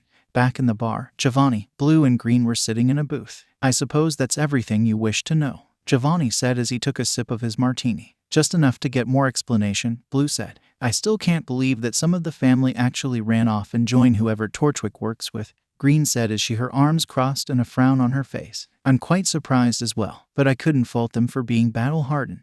Their only way of living is to fight, so they didn't like the change and left to satisfy their desires," Giovanni commented. "Still, we really appreciate your help with this," Blue said as he then grabbed a letter from his pockets which made Giovanni curious. "What's this?" he said as he took the letter. "A letter from Red's parents. They were a bit hesitant, but they accept your proposal with a little change in it," Blue said as 𝗵𝗲 looked at him and lets out a laugh which made Green confused. Still couldn't believe that they still want a part of it. 𝗵𝗲 said with a smile as he put the letter in his coat. "What the hell is going on?" Green asked in confusion as the two men look at her. "Just a little deal between our family," 𝗵𝗲 said, and nothing else, which made Green be more curious. He then stand up as he was about to leave before facing the two. "Something is gonna happen soon. I hope you are ready for it." 𝗵𝗲 then left as both Blue and Green looked at each other in worry. The White Fang is still cheering loudly as the recruits are marched to the stage, with Blake, Sun, and Yellow having no choice but to follow along. "What are we going to do?" Sun whispered to Blake as he and Yellow were getting anxious. "I'm thinking," Blake said as Sun watches 𝗏𝗏𝗏 lean on the robot smoking his cigar and laughing with the girl beside him before he zeroes in on the three, frowning. "He sees us," Sun said as he tries to smile and wave to not get noticed. "Hurry," Yellow whispered as she really wants to run. Blake then noticed the junction box on the wall and mutters, "He can't see in the dark." With that, Blake unsheathes 𝗵𝗲 shroud, transforms it into a pistol, and shoots at the box, making the lights go out for the whole building and turning the screen dark. "Don't let them get away," 𝗏𝗏𝗏 ordered the White Fang. "Sun, Yellow, the window," Blake called out to them. "Stop them," before the three student huntsmen crash through the window and start running as fast as they can. The mechanized sound of running power signals the 𝐒𝐴𝐳𝐼𝐸 Paladin's activation, and it crashes through the wall of the building in pursuit of the runaways, who leap off of a car and manage to get on the roofs. The Paladin follows beside them on the street as Blake, Sun, and Yellow run, jump, and flip from rooftop to rooftop. "So you wouldn't happen to have, I don't know, some form of backup?" Sun asked amidst a twirl in the air. "Hurry," Yellow shouted in fear as she vaults over a chimney on it. Blake said as she grabs her scroll and puts it to her ear as she continues to jump. Red and Weiss are seen leaving the cross-continental transmit tower's elevator when Weiss grabs her own scroll and they listen to Blake's message. They could hear both Yellow and Sun shouting as they ran. Red quickly looked at Weiss and said, "We need to get there as fast as possible." "How?" Weiss asked him till she saw him crouching down. "Hop on my back," he said as the heiress looked appalled. "Excuse me. Just get on. 𝗬𝗏𝗏 would always ride on my back, so I got used to it," Red said as she was about to say something till he cuts her off. "Do you want to get there faster or not? And besides, my mom and sister would tear me apart if I did anything to you." Weiss was a bit hesitant, but she reluctantly get on his back as Red had to adjust her a bit so it would be comfortable for the both of them. "Hold on," he said as Weiss hold on to him tightly as he readied his grapples. With a head start, Red began to run as fast as he could and fired his grapples to a nearby lamppost and launched themselves forward. Weiss screamed at the speed they were going, but Red keeps up the pace and continuously launched themselves to catch up with the others. Ruby is currently next to a boarded-up dumpster as she stares to her scroll. Sun yelled as Ruby could have sworn that she hears a yelp from the background, then the sound of lightning passing by. "Oh, I am not missing this," Ruby said in excitement as she runs off to join the fight. Blue is currently back in his convertible with Green, Yang, and Neptune as Yang has her scroll out and the others were listening. "That 𝗏𝗏𝗏 guy is in it, but not, it didn't eat him, he's, controlling it or something." "Where are you guys?" Yang asked. On cue, a bolt of lightning could be seen going straight forward through the street with Blake and Sun following it while the match was still behind them. The four of them noticed it. Sun screamed on and off the scroll. "I think that was them," Neptune stated. "Blue, step on it," Green shouted to her partner as Blue grew serious. "Hold on." Blue quickly stepped on the gas as the others had to hold on to their seats as they began to chase the trio. The bolt of lightning could be seen in the highway with Blake and Sun as the lightning bolt jumped from car to car while the other two followed suit. 𝗏𝗏𝗏, who was controlling the match, follows them by pushing vehicles out of the way. Sun pauses to look at their pursuer's path of destruction and offer a quick whoa, before leaping onto more cars, much to the anger of 𝗏𝗏𝗏 inside the robot, his face surrounded by blue holographic screen. Yang's group are now in the highway with them as Blue tries to keep up with the match that is hunting their friend. "We've got to slow it down," Yang said. "Got it." Neptune then reaches for his gun, but 𝗏𝗏𝗏 notices the 𝐵PRTs on his sensors and crashes into a multitude of cars with the match's strong bulk, sending them flying towards his chasers. "Hold on," Blue shouted to everyone as he tries to avoid the incoming obstacles. He would swerve left and right to avoid them while the others on board have to hold on to their seats tightly. Then a car bounced towards them and Green quickly deployed her shield and tossed it over them. "Yang, take the wheel." Blue suddenly let go of the wheel as the blonde quickly grabbed it while he brought out his gun. Both him and Neptune were now firing at the match, causing 𝗏𝗏𝗏 to grimace from the force of the attacks. Switching strategies, Neptune flips the gun and it grows a shaft and an energy blade at the end, then jumps from Blue's car as the spear's head splits in three and drives it into the top of the Paladin. Sun and Blake pause in their car, hopping to look back while Yellow stopped a bit further from the group to do the same thing. Neptune, hang on, Sun called out to his friend as Neptune is trying his best. But the 𝗏𝗏 keeps bucking and threatens to make him fall. Closing his eyes, Sun smashes his palms together, and from the golden aura around him, his semblance creates two glowing outlines that copy their creator, leaping off and going back over the tops of vehicles to collide into the paladin's front. They explode into blinding light upon contact to let Sun leap forward with 𝗂𝗏𝐵 and 𝗔𝗂𝐵 held high, but Roman finally turns enough to send Neptune flying off and knocking into his leader, sending both of them off the highway. As Blake looks on from her spot, she hears a voice from her scroll. Both Red and Weiss appear on the scene as he was still carrying Weiss, and they landed on the middle of the road with Weiss having her weapon out. 𝗏𝗏 smiles as his robot charges the girl, but Weiss spins and plunges her blade into the ground, summoning a circle of ice across the pavement that causes the paladin 𝗏𝗏 to slip and crash, actually flying over the young huntress and falling off the ramp, landing further down before Ruby, already having her crescent rose out in scythe form. The 𝗏𝗏 stands back up, and the rest of Team RWBY falls beside their leader to take up positions while Team RABG landed right beside them.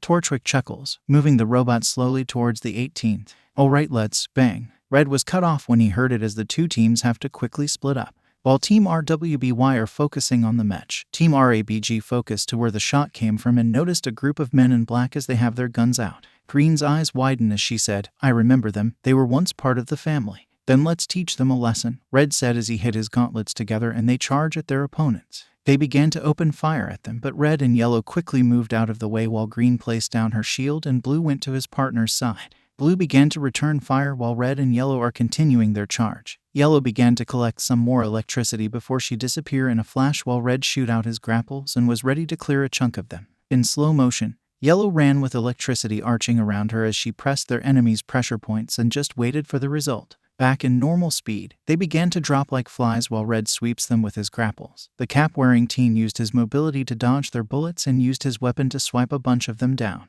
Both Blue and Green then moved forward as their opponents kept firing at the two. Some tried to attack their flank, but Red and Yellow were there to stop them from doing it. Blue kept firing shot after shot as he now noticed that there's only a few of them left. He quickly turned to Red, who was currently almost finishing his side. Red, give us a bang. Blue shouted to his friend as he kept firing more bullets. Red heard this after finishing his side and quickly grabbed one of the vials that is filled with his aura. He went for baseball stance and threw the vial towards their enemy. Blue could see the vial coming down to the ground as he focused on it till he noticed one of their enemies ready to fire a rocket at them. Get down, Blue shouted as Green peeked a little from her shield and now knew why. The rocket was fired at them as the two quickly ducked down to avoid the rocket. Yellow saw the situation the two were having as their enemies were now pointing their guns at them and Red couldn't get there fast, so she has one thing to do to help them as a last reserve. She was still running, but she began to slow down and took a deep breath before letting it out as she is doing this slowly till she stopped for the third one. Badump, badump, badump, badump, boom. Like the sound of thunder, it echoes throughout the area as everyone had to cover their ears from the harsh sound, especially to those who are close to the source. Fortunately, Red, Green, and Blue were not near from the blast, but they were still blown away from it.